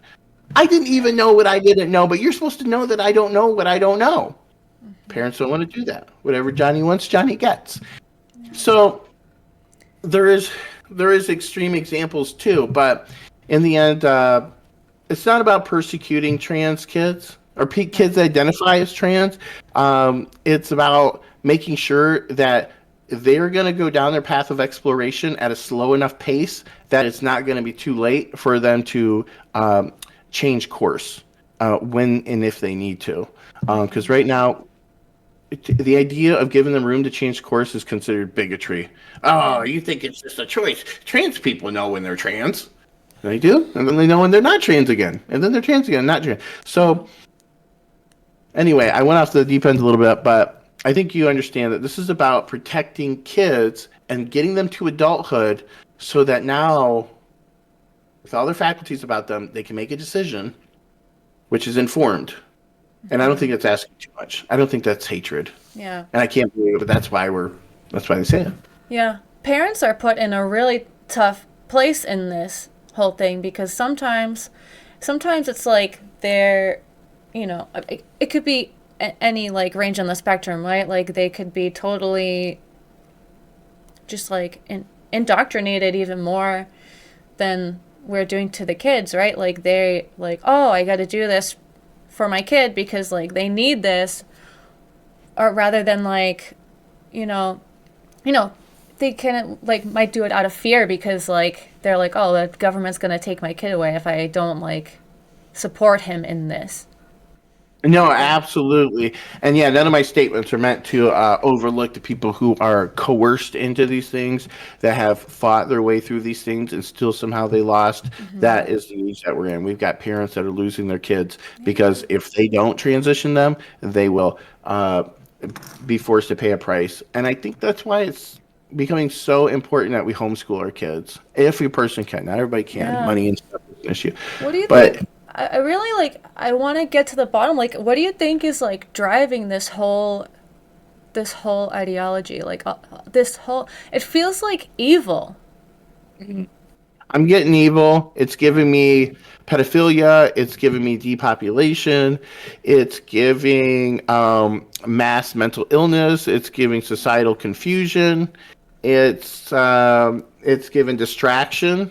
Not to mention all the other things that are happening in the world, and we're distracted and trans. I mean, the trans thing is a bad issue, but we shouldn't have to be worrying about this. We got bigger issues like World War III and stuff we need to be worrying about. But we can't leave the kids behind in this fight to save the country. We can't let them like right behind us at home go and transition and become sick. It's like we have to watch the homestead while we're. So I think the whole agenda ultimately is we have people who, as homosexual doctors, perverts, people. We know of John Money. We know of who's our other pervy doctor. They Oh in the yeah, early days, yeah, John Money, right? That's the John one that Money. said, yeah, I know Yeah. that one. Yeah, and there's another one. These doctors in the early days of this whole LGBTQIA plus movement agenda were actually like instrumental in their science and creating like this framework or this agenda that basically stated, that the thing about sexuality in children is that it's a boundary that needs to be crossed. That kids need to be sexually aware earlier. That adults keeping them in the dark are denying them their sexual rights. That children need to be divested of their innocence because that innocence is an illusion. This is what they teach. So they want children ultimately to start thinking and being sexual as early on as possible. And I think it's obviously, like we all know, like a society like that's going to be so corrupt. Like, I mean, think about it. You get to 18 years old and you know so much stuff about stuff. Okay.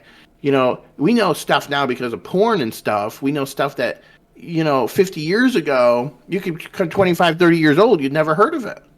There's just like the perversion is being given to the young minds to cultivate early on. By the time they're of age of majority, they've already, twisted up their psychology, their sexuality, their self-identity. In so many ways, they're gonna be in a psychiatrist's office on Zoloft and all these pills in no time. They're gonna be that crazy coworker that you're gonna have to deal with. They're gonna be that wild shooter out there. I mean, how could you not do crazy stuff when you're going crazy, when you're thinking and things are not comporting with reality? And that's the problem with embracing mental illness and validating mental illness. If you're ill, you need to be cared for. We need to love you. We need to get you good treatment, but we need to protect you from yourself, not say, okay, you self-identify as a trigger finger, let's get you a gun. That's love. No, that's not love. Yeah. So Wow. anyway, did I answer it? What was the question? I almost forgot. The root of this, yeah. Yeah, yeah. I think the root of it is evil. I think the root of it is Satanism. People, you know what? I'm here on myself. By myself. I'm telling you, we all know there's a pedophilia problem in Hollywood. We know that we have a problem with the governmental elites killing, eating, molesting, raping the babies. They're eating them. They're doing all this magic and witchcraft on them. These people, I mean, this stuff exists. I Yeah. mean, if you don't believe it, fine, these people do. I believe there's good magical powers and spiritual forces, and there's evil ones. And they have been, for many hundreds and thousands of years, occupied with these evil crafts. And that's how they've come to take over, as far as their bloodlines, taking over the crown, or, what's done at the Vatican, or taking over the United States. It's the military, religious, and financial powers of the one world government.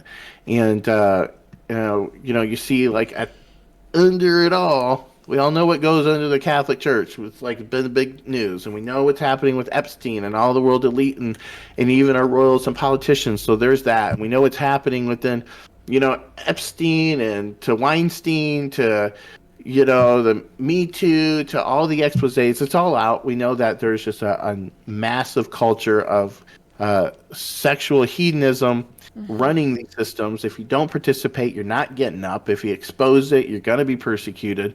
So you either need to play dumb or put yourself out there and say, we all know what's happening. It's not okay. And so luckily more people than I've ever imagined are, finally, even in the mainstream, are acknowledging the things that we're seeing as far as what's happening with these children, these trafficked children. What did it say, like 600,000 or 800,000 children we lose per year. And right now, from just over the border, they say we're missing like 86,000 children.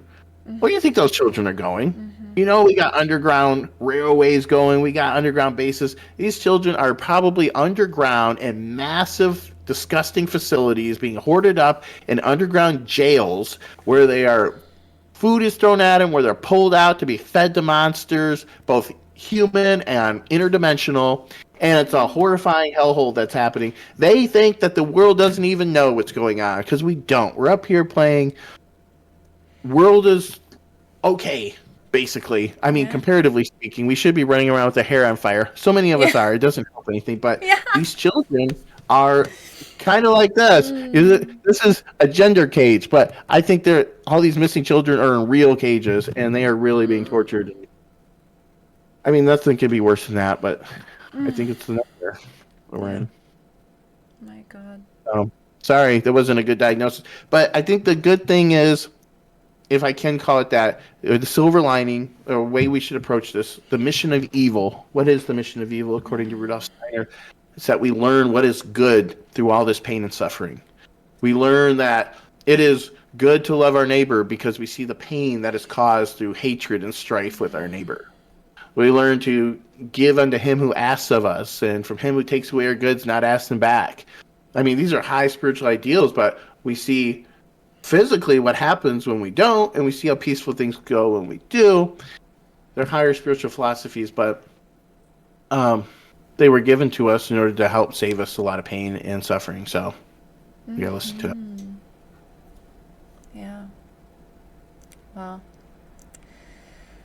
Anyway, I'm glad you're out here. I'm glad you're out here fighting this fight, creating content like this. I mean, all we can do is do what's in front of you. I'll tell you that. Like the things that got me to where I'm at and doing the things I'm doing are not things that were in front of you or in front of him or her. There's just the little things in front of me. I said, yes, I'll do that. I'll participate. Help with that. So just start saying yes to it's like that movie Yes Man with Jim Carrey. Just start saying yes to things and watching what happens. Like you're going to yes your way into a community of people that exist that you never imagined, that are going to love you and completely agree with you, that are going to be closer to you than the friends that you grew up with, because you're going to find people that are aligned with their inner truth like you. And if you connect on that basis with somebody, then, you've just topped, what a relationship can be built on, because connection, it's all about connection, relating. Yeah. I love that. Yeah. It really is. It's a lot. It's so heavy. And I think a lot of people don't watching this are probably going to feel like these guys sound crazy. But you know what? All these people that are doing those things, they're counting on you thinking that way and not believing that all this crazy shit is going on, because it is happening. And that's part of the great awakening that's happening right now. Like, we're becoming aware of all this unbelievable darkness that is perpetuating in this reality. And this is your time to choose. Do you want to let that darkness just exist under your reality, or do you want to choose to put your energy to something else, to something lighter, something healthier for everyone, and just support, love, community, humanity, and us. That I think that is so right. People are forgetting that. Sometimes I think of myself, listen, like, man, I would have thought sounded like a crazy ranting Alex Jones a long time ago. I've always kind of liked Alex Jones, so I would have been happy with that. But Yeah. I just can't believe the things that we got coming out of her mouth. But um, uh, I actually forgot what I was going to say. I went into Alex Jones like you were just saying something. Um, so anyway, I'll let you finish since I don't remember. That's okay. You know what? Actually, I want to stop the recording because it looks good, and then just so we don't lose anything. God, I feel like this conversation is so powerful. So good. Yes. Yeah. It is. You got good questions, and you're touching on the cool stuff. So, Yeah. it's better that way. Yeah. Are you ready to go? Yeah, let's go. I think maybe I'll just like kind of round out the interview now. So, yeah, I was picking up this question from the collective. So, if somebody's thinking like, I'm not gay or part of LGBTQ plus, am I allowed to, or can I still get involved with what you're doing if I'm interested with Gays Against Groomers? And if so, how do I get involved? Yeah, you can. So we have ally chapters. Like in Arizona, we have our primary chapter. I was the Arizona State chapter lead. I'm not anymore. We have somebody over that now. She's doing such a great job. Former police officer. And you will contact, you go to gaysagainstgroomers.com, you go to chapters, you go to your state, you put in, hey, I'm straight, whatever. Is there an ally chapter? Or put me in the ally chapter. We got ally chapters. How the ally groups work is if you're straight, so if you're not in so the organization primarily is LGB, and there's some trans or detransitioner people. So if you're not within that, then you go into the ally group. And so we work tandem, we work together, but there is some separation. So the group itself, like at its heart, is just LGBT people. But at the same time, we're both partnering with our ally groups, and then we have many other things that we're doing with other groups. For instance, Mom Army, Dad Army. So I would suggest that anybody, if they want to join GAG, reach out to GAG. They can join as an ally. Also support the other organizations like Moms for America, Moms for Liberty. If you're a parent, and go into a parental group. If you're in some niche or something, a life experience, find a group that is doing this work from that angle, and then work within that group to partner. Like we are a partner with so many different groups for some of these marches that we do, and different things. So I think it's important that however you get involved, it's not so much important, I think, that you have any one particular organizational name brand stamped on you or that you're working with, so much as that you're just active in the fight from whatever angle. Maybe it's an angle nobody even knows of, and guess what? They're going to know of it because of you, because you went and you saw a problem nobody else did. You swept up a neglected area of investigation. If you find, Gays Against Groomers not covering this, and Moms Against or Mom Army isn't doing this or that. Look for holes where you can, contribute or bring something to light, and if that gets you going, do that. And but yeah, just join any organization. But if you want like a place to start, come join us as an ally, and then you can look at some of the supporting groups that we're involved in, and they're all worthy causes. If they're protecting kids right now, they probably need your help. So Yeah. I'm cool. I'm cool no matter where anybody goes. Some groups have been around, obviously way longer than GAG, and that's what I'm about. Some people, they're their own one-man show, investigatorial journalists. They bring stuff to light, and that's where they need to be, and they're rock star. I think how I found myself in this group was just a light bulb went off when I saw that there's a group of gays who were standing against this stuff, and I realized that there was even a need to join a group like that. I was like, duh, I didn't, and it was good too, because I was like, I can't, believe my weird little thing that I thought I was like the only one who was thinking y'all are getting crazy, and I'm the moralist waving my finger, and the gay telling the other gays to stop being so gay or whatever, Okay, but the reality is it was very refreshing to see no, it's normal and natural to say just because I'm gay doesn't mean all that stuff has to be okay. But again, people not able to see the difference. They can't separate themselves from the sexuality or from the sexuality's, the movement's agenda for the sexuality. Yeah. Oh, see whatever the gays are saying. Is that what gay pride's about? Where's our new flag? What's that? I don't know, but I'll wave it anyway. Like, Yeah. Yeah, I wanted to ask too, because Pride, like events and stuff, have they've evolved a lot over the years. They've become very different, and I think a lot of people think of Pride, and they think like, oh, we're supporting gay people being proud about who they are and everything.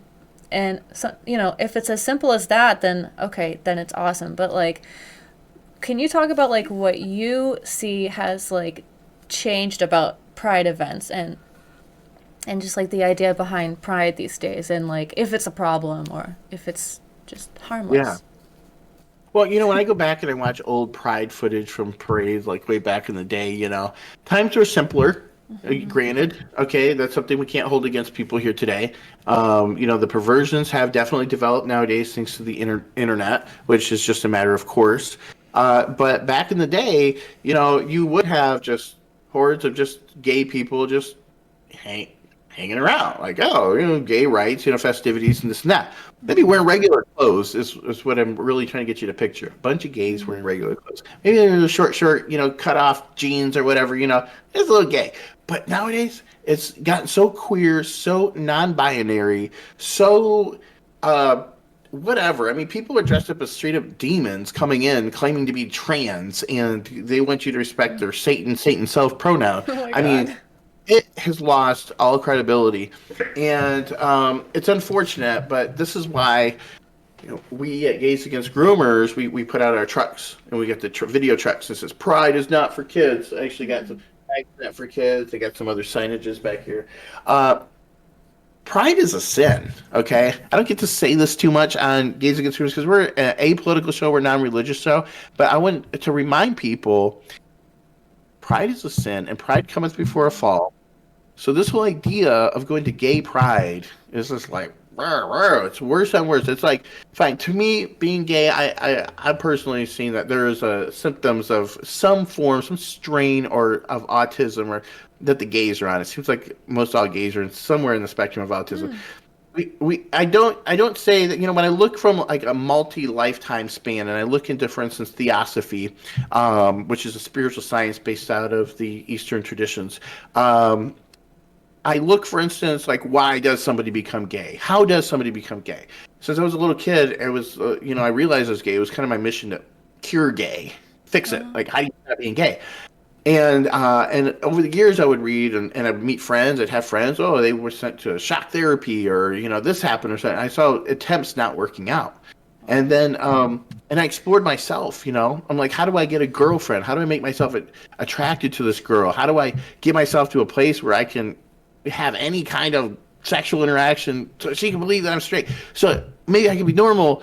I mean, the lengths that you'll put yourself through to be a normal person in the sense, when you're not fitting in, that could be a situation. But when it comes to being a gay person in this day and age, we're way past the point of saying, how do I find out my soul's path? How did I become a homosexual? They've gone right past that to, I'm a homosexual, I'm on fire, and I don't care who knows it, and I'm going to set this house on fire. And they're just flaming, and they're not looking back. I do think that there is a nature, according to Alice Bailey, and her book. Actually, I have it right here, a compilation on sex. I have a whole shelf of like 30 of her books, all the blue books by Lucius Trust. This is the books they have at the United Nations, actually. They have a whole church based on her teachings. Yeah, it's this interesting little symbol here. This is Lucius, as in Lucifer. But before we go into that and get people stirred up, because the context of Lucifer in an esoteric and occult context is not the same as normal. Normally, you think Lucifer, you think the devil. Right. When you're talking in esoteric spirituality, you're talking about forces. Luciferic forces, they drive the ego. The satanic, or what are known as the Ahrimanic forces in anthroposophy and Zoroastrianism, are known as Satan. But he rules materiality. but he also wants you to be a materialist. And Lucifer wants you to be this spiritual being that abandons the physical world and all materiality. So here we have in like Kabbalah and a lot of these spiritual traditions, the Christ pillar that says we balance Lucifer and we balance Satan. We can't run from them. We have to live in a world, but we can't be conformed to them. In the world, but not of it, sort of thing. And so a lot of people, they just want to run from all these things, but they don't realize that the components of Luciferic and Ahrimanic components are in everything around us. They're in objects. They're in the thinking, the thoughts, the nature of our thinking. So it is a constant balance of these forces. So I just want to say that because this isn't about seeing her in a good light or a bad light. It's just not about labeling it in that way. Awesome. And yeah, there's an area, there's like 2 pages where she deals with homosexuality in here. And do you want me to share one of the interesting causes of homosexuality according to her? Yes, I would love to hear it. Okay. So the first way is ancient evil habits is the major cause today. It indicates individualism upon this planet for those who individualized upon the moon chain are not susceptible to these dangerous characteristics. Now, actually, I can't hardly read this because I would have to explain what old Saturn, old Sun, old Moon are. They're prior developmental stages of Earth. So it was a time when Earth was in a stage known as old Saturn, and it was just characterized by warmth. And then it went through another Manvantara, a stage of darkness, a void, before it reemerged in another form called Old Sun. And Old Sun is when these really reflections of organs, these reflections from other beings, started to become what we would call our rudimentary organs for our body, and an etheric body was bestowed on the human form. And then in the next epoch, they went through Old Moon, and that's where we got our astral body or our soul. And then we move on to the Earth, and that's when we started to materialize, we started to calcify into this physical body after Atlantis. So prior to Atlantis, the people of Atlantis had bones that were like jelly. Okay, they weren't hard. That's why when we go to the ocean, we don't find any bodies down there. They've all been dissipated, right down to the bones. But after Atlantis, in the first post-Atlantean cultural epoch of India, that's from India, the Egypto-Chaldean, and the Greco-Roman, moving forward to where we're at now, many epochs. So really, when that first epoch happened, that's really where the Bible starts, and all antediluvian history before that is kind of lost. And that consists of a lot of our spiritual existence and moving into materiality. And so I say all that because by the time we got to this moon stage, man was going through different stages, sorting out. Evil forces were leaving the world, and some were being left behind.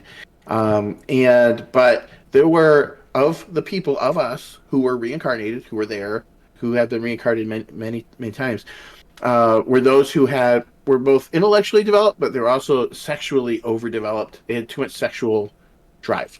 And so what they would do is, okay, the woman, okay, they want more. They want to go further. So that sexual drive is what in ancient Lemuria, according to our Alice Bailey here, is when that can happen. So it can come about through imitative. Oh, you're like around a gay person, so you start to imitate her. You see gay stuff, and you start to. That's one cause. Says another one is the ancient history. In that list, it says a relatively advanced stage upon the evolutionary path, which was achieved by the Lemurian egos who succumbed to this desire satisfaction. Also another way this can happen is a consequent study of sex magic, plus a constant insatiable physical and sexual urge. So if you play with sex magic, that can make you gay. If you individualize at the time of Lemuria because you were just so sexually, that could make you gay. If you're following people who are like, you're doing what they're doing, that can make you gay. I don't know. I never became accidentally straight with all the straight influences, so I don't know how somebody can be gay, but it could happen. It happens, you know. Yeah, so anyway, there's just a couple of pages about it, but the ultimate cure that she's supposing, she's saying the creative center of the throat chakra has fallen down, like it's descended. It needs to be raised, the frequency of the throat chakra, true creativity. And she's like, the thing is with a lot of gays, they seem creative because they're your interior decorator, they're your hairdresser, they're the artist, they're the singer, But this is a superficial form of creativity, she says. There's a deeper form of a creative nature that when that has been raised in the throat chakra will cause a person essentially just to become straight. And that because it is fun, that's why we're gay. So those are interesting perspectives. I've literally never heard anywhere in my life, and I've really studied. I found it in this, if anybody's looking, a compilation of sex. Not even in any of our other books. I can't even find it where this is coming from. But yeah. And I only say it's not like, oh, I see gay people, there's something wrong with you. But nowadays it's like a heinous sin to use the word normality. Like, how dare you? Like, I'm not normal because that's normal. No, there's no such thing as normal. But I'm sorry, I will be the last dinosaur that goes out saying there is such a thing as normality. There is such a thing as an average, as a mean. If you think of a bell curve, there's normal and then there's more abnormal. And I'm not saying there's anything wrong with being abnormal because I'm abnormal in many senses of the word, unconsciously and consciously. But when it comes to this subject, yeah, that's it. So everybody just needs to stop. They need to learn to love themselves. We need to dig in for truth. We need to accept that. You know what? It's fine how we're born, but we're not here to stay in this condition. I was not born to stay this way. I was born to improve. I was born to get rid of temperamental issues that I have that have carried from past lives. I was born to become educated and to refine my approach to spirituality, to the world, to my relationships. And in doing all of that, then I accomplish my mission, which is to improve my spirit for the sake of my everlasting development. So we can't get hung up on labels of they called me abnormal, or they said I'm this or that, and that hurt my feelings. It's like, move past it. Maybe you are abnormal in some way. There's nothing wrong with that. But you're not here to be normal. You don't want to be, Tom Cruise and the most normal guy. Maybe Tom Cruise in his spirit life with Scientology, maybe he's rocking it out, but it's not about being approved by the masses because you're like the most average guy. Like you're like the guy in the TV, this and that. Because you know what? Those people who strive for that, they have the same problems. They go home alone. They feel dissatisfied with life. They realize the money wasn't going to make them happy. They realize all the sex and the girls wasn't going to make them happy. The partying wasn't going to make them happy. The mansion wasn't going to make them happy. All the friends and parties wasn't going to make them happy. Everything you think is going to make you happy is a distraction that can create a lift in your mood. It can elevate you for a minute, but when it sets you back down, you're in the same spot as you were earlier. You're sitting on your bed, you're sitting on your couch, you're doing nothing except what you put your hand to. So you need to make your life into something great, and that is your choice. Most people are resigning themselves to see what will happen to them when they die, or what will become of all of us. What will everybody do? And then I'll be in that boat. You're writing your own script. You can go off script. You can go off road. If you're supposed to be like doing this in your family, and you're supposed to be the doctor or the what, or you're this in the club and the friends think this, use your brain and then start like advocating for things that really resonate, that are true for you, but are not going to make you popular. And just get used to not being popular when it comes to telling the truth. Because it's boring having people affirm lies that you're telling, because it goes nowhere. It doesn't change anything. It doesn't mean anything. And you're all delusion. And two, it's more fun to have a spirited conversation with somebody who maybe disagrees, but authentically wants to understand your point. You can go into real territory that way. So, yeah. That's all really interesting about that, from that book that you read. That's crazy. So like, I kind of want to ask though, what do you think about do you think like being gay is something that's like gonna change in someone's life? Like if they find it to be a problem or something, but it's just the way they feel. The thing about being gay is, like I said, I've been working since as far as I can remember on how to become straight. I've seen it as a blight. I've seen it as a deformity, as a distortion of sorts of my spirit, of my body, of my life. I was in the closet, then I came out as bisexual, and then I went gay, and then I went in the closet, and then I came out as asexual, and then I came out as gay. I mean, I was all over the place because I was trying to dodge these labels. Because the one thing I don't want people looking at me and seeing in their mind's eye when they're looking at me as people having butt sex. That's all I thought. Oh, gay. They're just thinking that. Like, I'm not thinking that. That's what they think when they think gay, because that's what makes gay gay. I don't even want them to think about me that way. So let me just find a whole new vocabulary. Running around in that way. So as far as the feeling goes, though, yeah, no, you got to confront the reality. Like, you feel that way if you're going to change it. You can, definitely tell yourself, I'm not gay. And then you go and act gay and look gay and behave gay and say, well, I'm not gay. And, I've done that for a while just to be fun, just to be willfully illusioned by, it's like, I'm not gay, but my husband is, that kind of thing. I've said that, I don't want to identify as gay, but it's a label. And again, for me, I'm not hung up on whether or not my gayness is validated. I don't care if you think my gayness is a confusion or what. It just is, and it may be even a confusion. It may be later in this life, maybe next life, whatever. It may actually change. I believe it could be subject to change. I believe, I actually do think that this idea that Alice Bailey gave is probably one of the most interesting ideas that I haven't accomplished as far as the raising of the throat chakra and creativity as being a solution. But I do see being gay as an imbalance personally. Okay. I don't judge people who are gay because I'm gay and I know I can't help it and I know they can't help it. So I'm very sympathetic, obviously.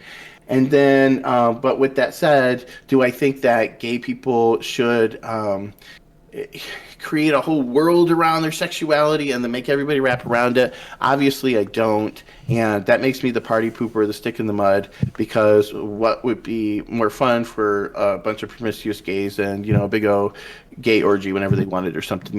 We have to say, I am not my body, I'm not my sexuality, I'm a spirit.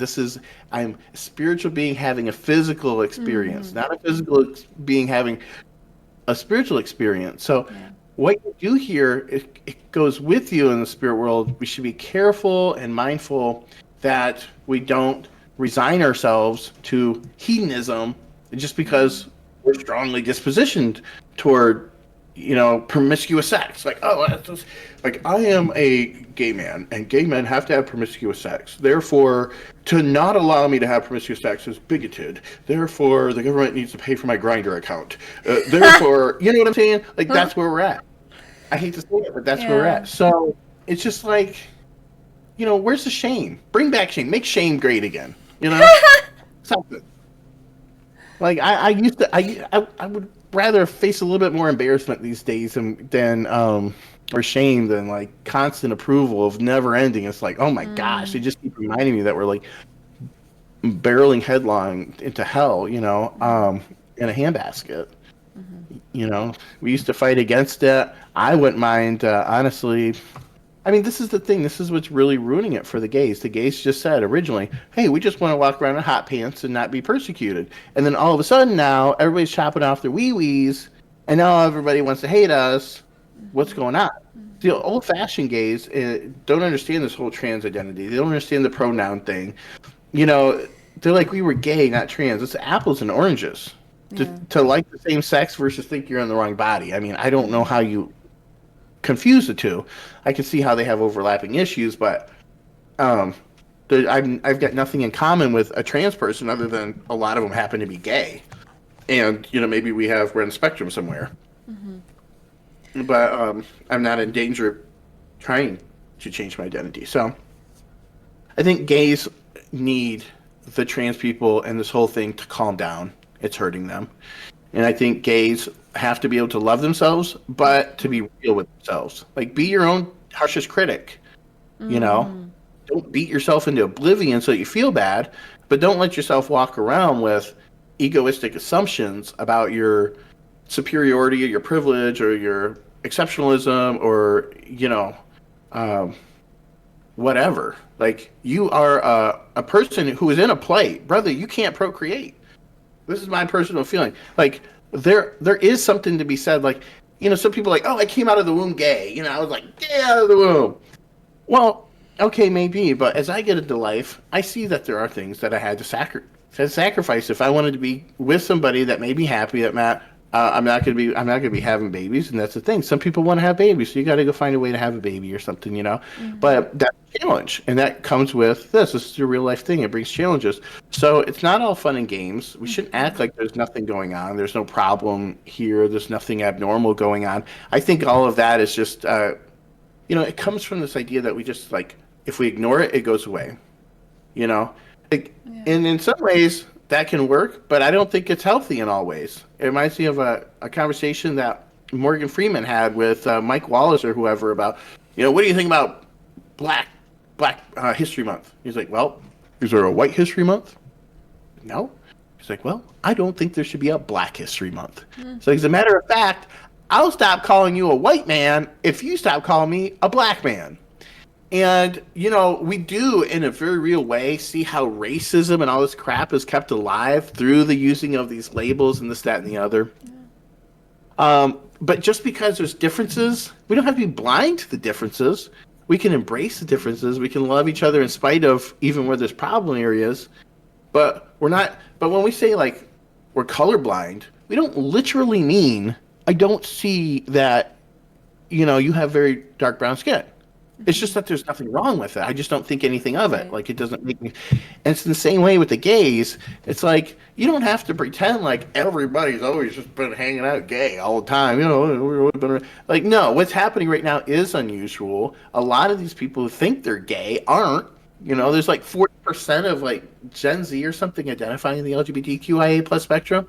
And most of those people are in the queue. So they're like, oh, I'm demisexual or I'm this or that, some little weird quirk, not even gay or bi or anything, really just I've classified my sexuality, so I'm part of the queer club. So now it's us against Trump. And it's this whole thing. And it's like, you don't need to put little labels on there. You don't need to classify yourself. You don't need to join together to do all that. And yet, that's what they're choosing to do. So I don't think it's healthy. I think they are creating a mental illness later down. It seems fun. It seems like let's turn the world into a playground. And again, I'm not a self-hating homosexual. I just don't think that. I just don't know how straight people have endured this in the name of gay rights, and it's really been forced down their throat. Honestly, like when you look at the media, it's coming from the company, it's coming from everywhere. Like you're peer pressured. We've been talked to enough about not bullying the gays, not hating the gays, but loving the gays. We were a side character on the shows. They learned to adapt, but the problem is, we got to draw the line somewhere. And so I say, draw at having the same kind of standards that you'd have for a straight couple. Same sort of standards. Whatever you expect for a straight couple, there you go. And then stop saying that because you're gay, you got to have things a little bit more perverted or whatever. I mean, that's the thing. Like, I don't expect gay people to watch straight porn, okay? And I don't think that they're going to shut down the whole porn industry for that matter either, which probably should. Because I think porn is probably ruining the world, actually, in ways we can't even imagine. But definitely when it comes to being gay, I think we need to tone it down, be normal, be a spirit first, be a spirit in a body first. Don't be a character. Don't be a character in some gay, flamboyant thing. Like, your life is not about being Jack McFarland and Will and Grace. Like, that's funny and everything, but your spiritual development is on pause while you obsess over your sexuality. And that's what I see happening. That's what scares me, is that they're forgetting their soul. That's a really, like, nice kind of, like, concluding statement because, like, I was going to say, like, well, everything that you said, it's so, just one person, it's so deep. Like, there's so many layers to, like, what's going on there. And, like, I think that there's not really, like, a totally simple answer or, like, way to explain, like why somebody, like, feels the way they do. I really loved, like, the kind of spiritual explanation that you read from that book. That was really interesting, and I would love to, like, dig more into that and maybe even have another conversation talking about, like, my experience with that, because, like, I feel like I, like, definitely have something to say on that. That's would be going really, really deep for me that I have never really talked about yet on the podcast, but maybe we could have a kind of like spin off and like get more into like exploring that, because I find that self exploration so interesting, and it would just I think it's so important for people to just like realize that, like, you know, you're here for your own experience and to learn about yourself, like your own self-reflection. So the way that you kind of like express in this life, those are all clues for you to like dig into like your soul and find out who you are. And I think that's kind of like the main thing I'm taking away. Even if like you grow up in shame and like you feel bad about like how you express or how you ever express, and you think like whatever side of it you're on, like if you feel shame or if you feel pride, either one of those things, like if you're like expressing in a certain way, like you should kind of like see that and ask yourself like why, and like kind of dig into that. Like that's your own personal exploration in this life. And that's like the way that that's the reason that you kind of come into this life expressing the way that you do, because we want to find out who we are. Absolutely. And yeah, to that point, again, that balance I was talking about between Lucifer and Satan, because they're not the same being. People think Lucifer and Satan are not the same being. They're not even biblically the same being. But that's a side point. We can talk about that next time. You can look at it. You can look at the dichotomy of shame and pride. You got to balance it. There's a time to be like, oh, I shouldn't do that. And there's a time to say, yes, we did it, and we're doing good, and this is the right cause. But we don't have to become prideful, arrogant, and we don't have to become shameful, self-deprecating. But there is definitely a time to temper, and hopefully, the tides are changing. The acceptance rates, the youth is now, the next generation is now tending toward the more conservative angle. Yeah. You remember that meme that said, strong men create good times create weak men, and weak men create hard times. Okay. Yeah. And so, we've had our whole country built on the hard times, and now they've created good times. And we've been living through that through the 80s and the 90s and the 2000s, even with 9/11 and COVID and stuff, because we've been on this like, oh, technology is here and everything's ordered and everything's simple and everything is. And it used to be, no, you had to like go and get it. Like everything is just so good, and it's made us weak, because now a lot of us who have been born into this have never had to stand up for anything. So we're weak men there. A lot of us have there's a lot of kids who are rarely told no by their parents. They just get what they want. They're used to instant satisfaction. They order it and they get it. So we don't have the strong men anymore. We have men that are used to like instant services. I get what I want. I go here, and I don't have to fight for that. I'll just go over here. Back in the day, you had to stand for something, or you fell for anything. If you didn't have a good cause for which you were willing to die, you weren't fit to live. That's what Martin Luther King Jr. said. I'm an old-fashioned guy. I think we need to have substance in our beliefs. You need to be willing to stand up for something. I'm going to tell you, I might be gay, and I might be gay married, but that doesn't mean that I don't think God exists. That doesn't mean that I don't think that the Republicans might have a better position, or that there might be something wrong with what we're doing over there. The stereotyping is driving me nuts. I'm gonna stand up just like you should, in whatever form you're in, and just be yourself and tell the truth. Yeah, I love it. I have a few questions that I end all my interviews with. Do you have some more time? Okay. Yeah. So my last questions I ask all my guests, what are you here for on Earth right now to do? Or not just to do, but what are you here to experience or to learn? I think I'm here to get one step closer. I mean, secretly, I hope this is the step, but I sometimes I wonder if I still have another incarnation at least or more. And that's saying a lot for myself, but it's the attainment of the kingdom of heaven. I have memories from past lives. I've got memories from between lives. I'm dead between lives. I remember things that I experienced. And then born into this life, I have experiences in dream worlds with visions with beings, in day waking consciousness. I have psychedelic, and I have meditation experiences. And now I see spiritual beings all the time. For me, the question of the existence of a spiritual world is like 2000, like, so 1990s. Okay, we're like way past that. Now we're in, how are you accessing this spiritual dimension, and how far can you get? So for me, my life purpose and mission is to get as far in as I can, over the threshold of death, over the abyss, into the kingdom, to live simultaneously, interdimensional and in this world. That's my purpose and focus. Wow. I love it. What can we expect to see from you in the golden future of humanity? What is your role in our transition to higher consciousness? That's a beautiful question. I'm actually working on my doctoral dissertation, and I'm going to turn that dissertation, I expect it to be around 80,000 words, into a book, to an audiobook, into an ebook, into a framework for a movie, maybe a screenplay. Ooh. This subject of what I've just been going on about, without like boring your listeners by restating it all, of entering into these higher spiritual worlds, that is basically what it's about. So the study is a comparative study of the esoteric, occult, mystical techniques and methods for enlightenment as taught by the mystery schools and the secret societies of all the various religions and mystery religions. So I'm comparing those. I'm saying, what did each of these people teach their pupils to do to see in the spirit world? How did they prepare them? What are the commonalities?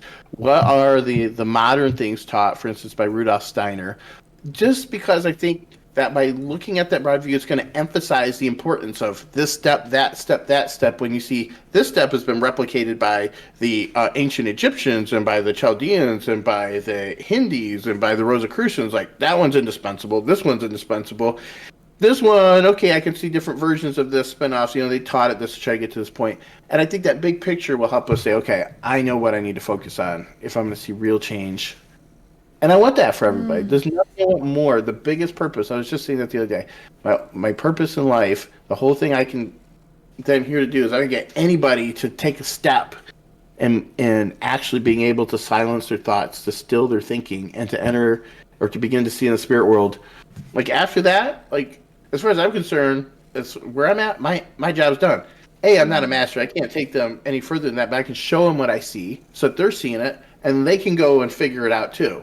And we can all go figure out what we're looking at. But let's all just start looking at it and talking about what we're looking at. And if one of whoever, comes an instant genius, they've entered into their field, they've always been a master, and now they've remembered it, and they're back in their element, great. That's what, then we need those people to stand up. But we need to take the pursuit of the spiritual dimension, like, seriously. Like, as serious as going to work, as serious as feeding your kids, as serious like death. I don't know how much. I don't think we should wait and hope. We have to pursue viciously. Oh yeah, that is so exciting. I can't wait to hear more about that. We're definitely gonna ask you for updates on that as you get closer. Yeah. So cool. Yeah. See what else. This one's little. I can't see it. What's your highest, brightest vision of the future without worrying how to get there? Well, I think a lot of the future of the world, I'm starting to blend in kind of the future of my life, which kind of goes back into the other question, which is just putting this out there. But hopefully, I see two ways that this can go.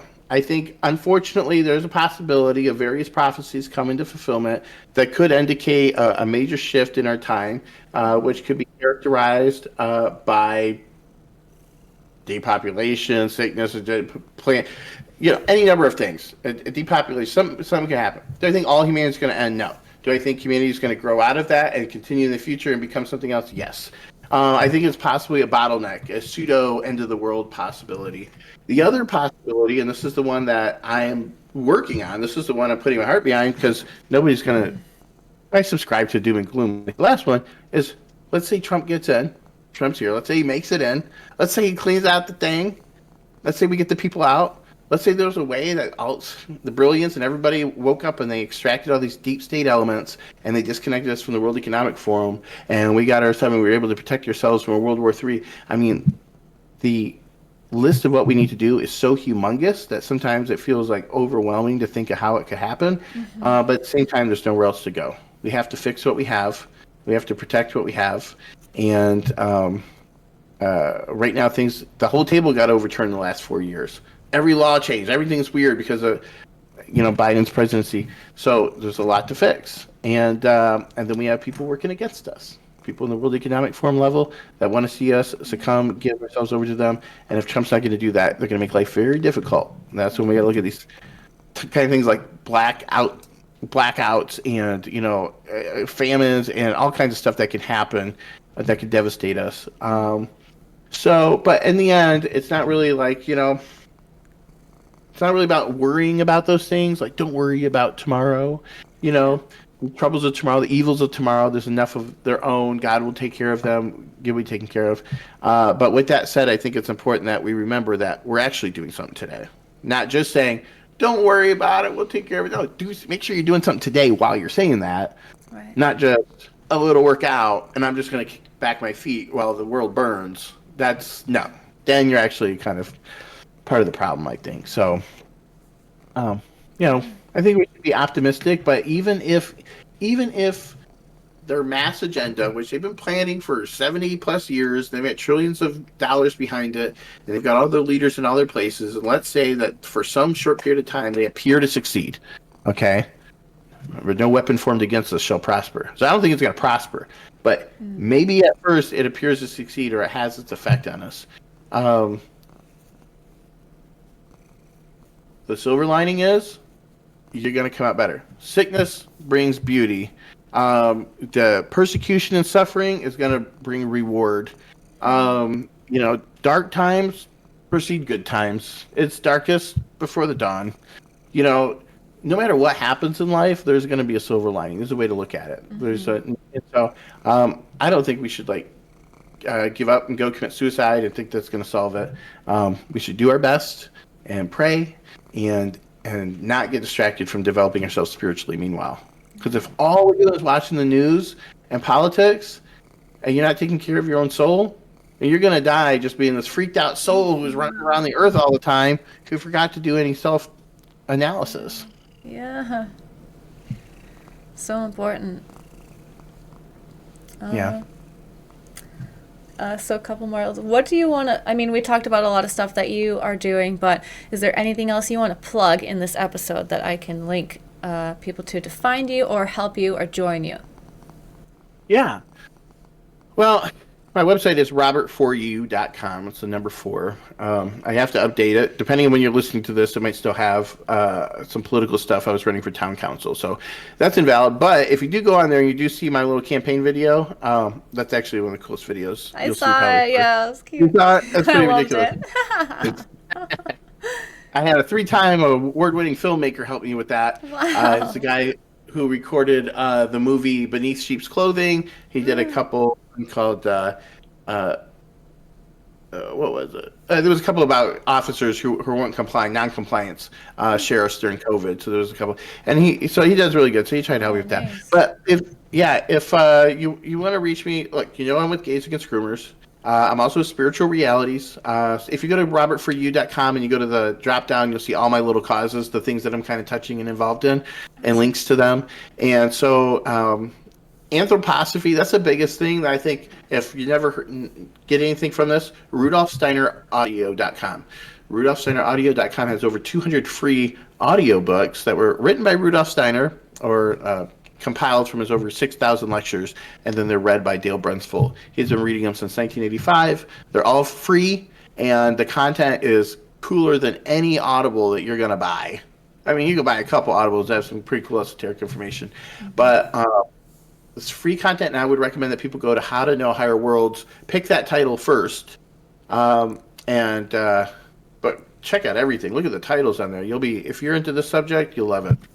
But How to Know Higher Worlds is my number 1 issue. That will change your life. Oh, and now since you asked me, The Secret. You've all seen The Secret, hopefully. Watch it 99 times, more times if you haven't. If it's not happening for you, like when I found it, I said I need to brainwash myself with the truth. My society brainwashed me, the TV brainwashed me, the news brainwashed me, my parents brainwashed me, my teachers brainwashed me. Guess what? I'm going to brainwash. I'm going to clean slate, and I'm going to put this new program on, and it's called The Secret. And when you start thinking with it, little miracles happen. Like, it's been 2007 when I found The Secret. It came out in 2006. I got to it a year later. And it's 10, 14, 15, 17, 18 years now that I've been working with The Secret. And it's brought me into esoteric and these sort of areas that I had not known about before. But it also has brought me to a place where traveling the world, everything, all the experiences that I have that I want for anybody.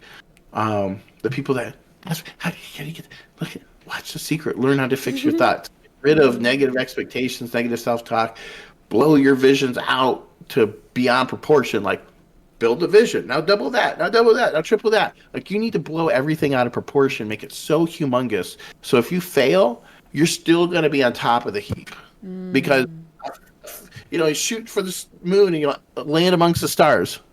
You can shoot for that pole over there, and you'll end up in the grass right in front of you. You can shoot way up there, and you might fall a little short, but it's still going to be great. So, dream big. Thank you, Bigger than Rob. big. Oh, that's great. All right, one more question. Were there any questions I didn't ask you that you'd wished I'd ask, and what are they? And please feel free to answer them now. Yeah, I wish you would have asked me how I keep my skin so clear. Tell us, please. I'm just kidding. Actually, today's not bad, but the lighting isn't great. No, you asked me everything about anything I actually care about and talk about, religion and politics. I love it. I really do hate politics in a real way, but I recognize it's necessary.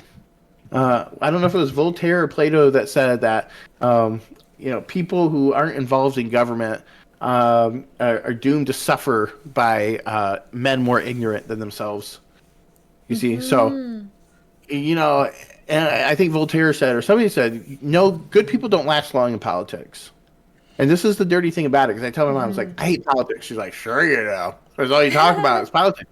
It's like, no, you don't understand. A lot of these politicians I love, they hate politics too. The thing is, you got to be involved, not because you love politics, but because if you want to make a difference, that's where change is made. It's made on the level of law and legislature. So, you may not like it, but you'll have fun doing your best. Don't get corrupted. That's my thing. And, no, you asked me everything, I think. Awesome.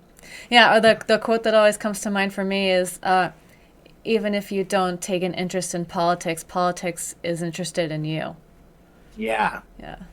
Absolutely. That's a really good one. And I like the Andrew Breitbart that politics is downstream from culture, because you see that, especially in this like post-COVID world, where everybody woke up because all of a sudden these lawmakers that nobody took any interest in all of a sudden had the power to slap a tape over their mouth, and call it a mask, make them stand in line. All of a sudden they're like, wait a second, who's calling the shots around here? And everybody started waking up. They're like, oh, it comes from the governor's office, it comes from the president, it comes from the senator. They voted for it. And all of a sudden you're looking at these guys like, who the heck do these people think they are? And that's when you realize you're gonna have to get involved if you want to have a say. Otherwise, suffer balance. Yeah, and then one more thing I wanted to say, because I'm so into the spirituality kind of stuff, and sometimes in this year where it's been so intense and I kind of ended up getting involved in politics a little bit, like I was supporting the Bobby Kennedy campaign, and then I was supporting the Trump campaign, and I was like, wow, I'm actually doing this. And things like with Gays Against Groomers that I really like to support too. And sometimes I think well, because I'm so spiritual, like maybe I shouldn't be so caught up in all this crazy energy, because I know that it gets really toxic and all this stuff. But there's some things we want to protect the kids. That's worth it to me. That is a noble cause. And sometimes you have to go a little crazy and go a little strong. And You have to get dirty. You gotta get a You little know, dirty, yeah. a lot of my favorite authors or religious spiritual leaders, they were into politics earlier on in their career. They felt the call to protect some civil liberty or another, and they realized that you got to use the justice system, because I would rather just be oblivious too and just like no politics, and I just focus on creativity and developing my spirit, and y'all want that legal world, you can work on that, I'll work on this over here. And that's how it was. But it became impossible to ignore that the failures of whatever they're doing over there on my behalf are now affecting me. Yeah. Like, I didn't realize that we were so close to being taken over and that I could have a mass forced on me until I realized the laws that must have happened, because people, our defense failed us. Like, they didn't know, they got overtaken. Somehow it happened in spite of them. So, yeah. What did you ask? I just kind of made like a final point, but it's good because it makes me thankful too that, you know, all this stuff is coming up. It's like this big collective shadow work, and it's causing a mass awakening. And a lot of people are waking up now, and that's what we need. So I'm happy for that. You're doing it. You're over here doing it. That's, I think, making this show and putting this out there is a symptom of humanity waking up. And I really enjoy your program, and I'm honored and pleasure. I had a great time joining you on this program. We had a couple recordings. It was a little bit difficult, but having recorded so many shows and stuff, listen, I'm right there. I've had it happen too, where entire episodes, boom, they're down. They don't record, so I don't feel bad. That just happens. Yeah. Be careful. I'm so grateful too for just this experience. Thank you so much for being my guest, Robert, and thank you also for your patience with me and yeah, like everything we've been through already. Like, but it's just it's so great to like meet someone like you and like have such a great conversation. And now I'm gonna be able to share it with my audience. So I'm so excited. I love that. It's been so much fun. Well, have me back. We'll do this again. Yeah. You're talking about all my favorite stuff, so I'm here for it. Yay. Thank you so much, Robert. And we'll say bye to everyone now. Bye, everybody. Bye.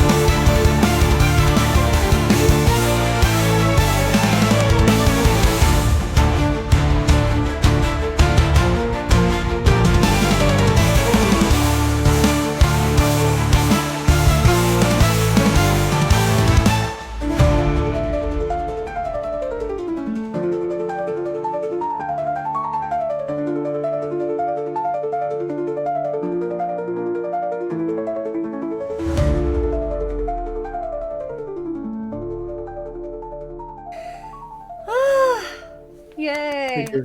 Yay! Thank you. Yes, my pleasure. Thank you. Yeah. Yes. Good. I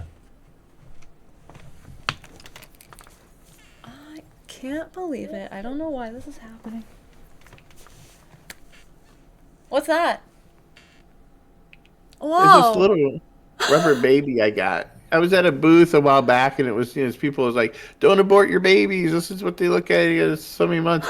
And so I just keep it as kind of like a stress ball or something. I just play with it.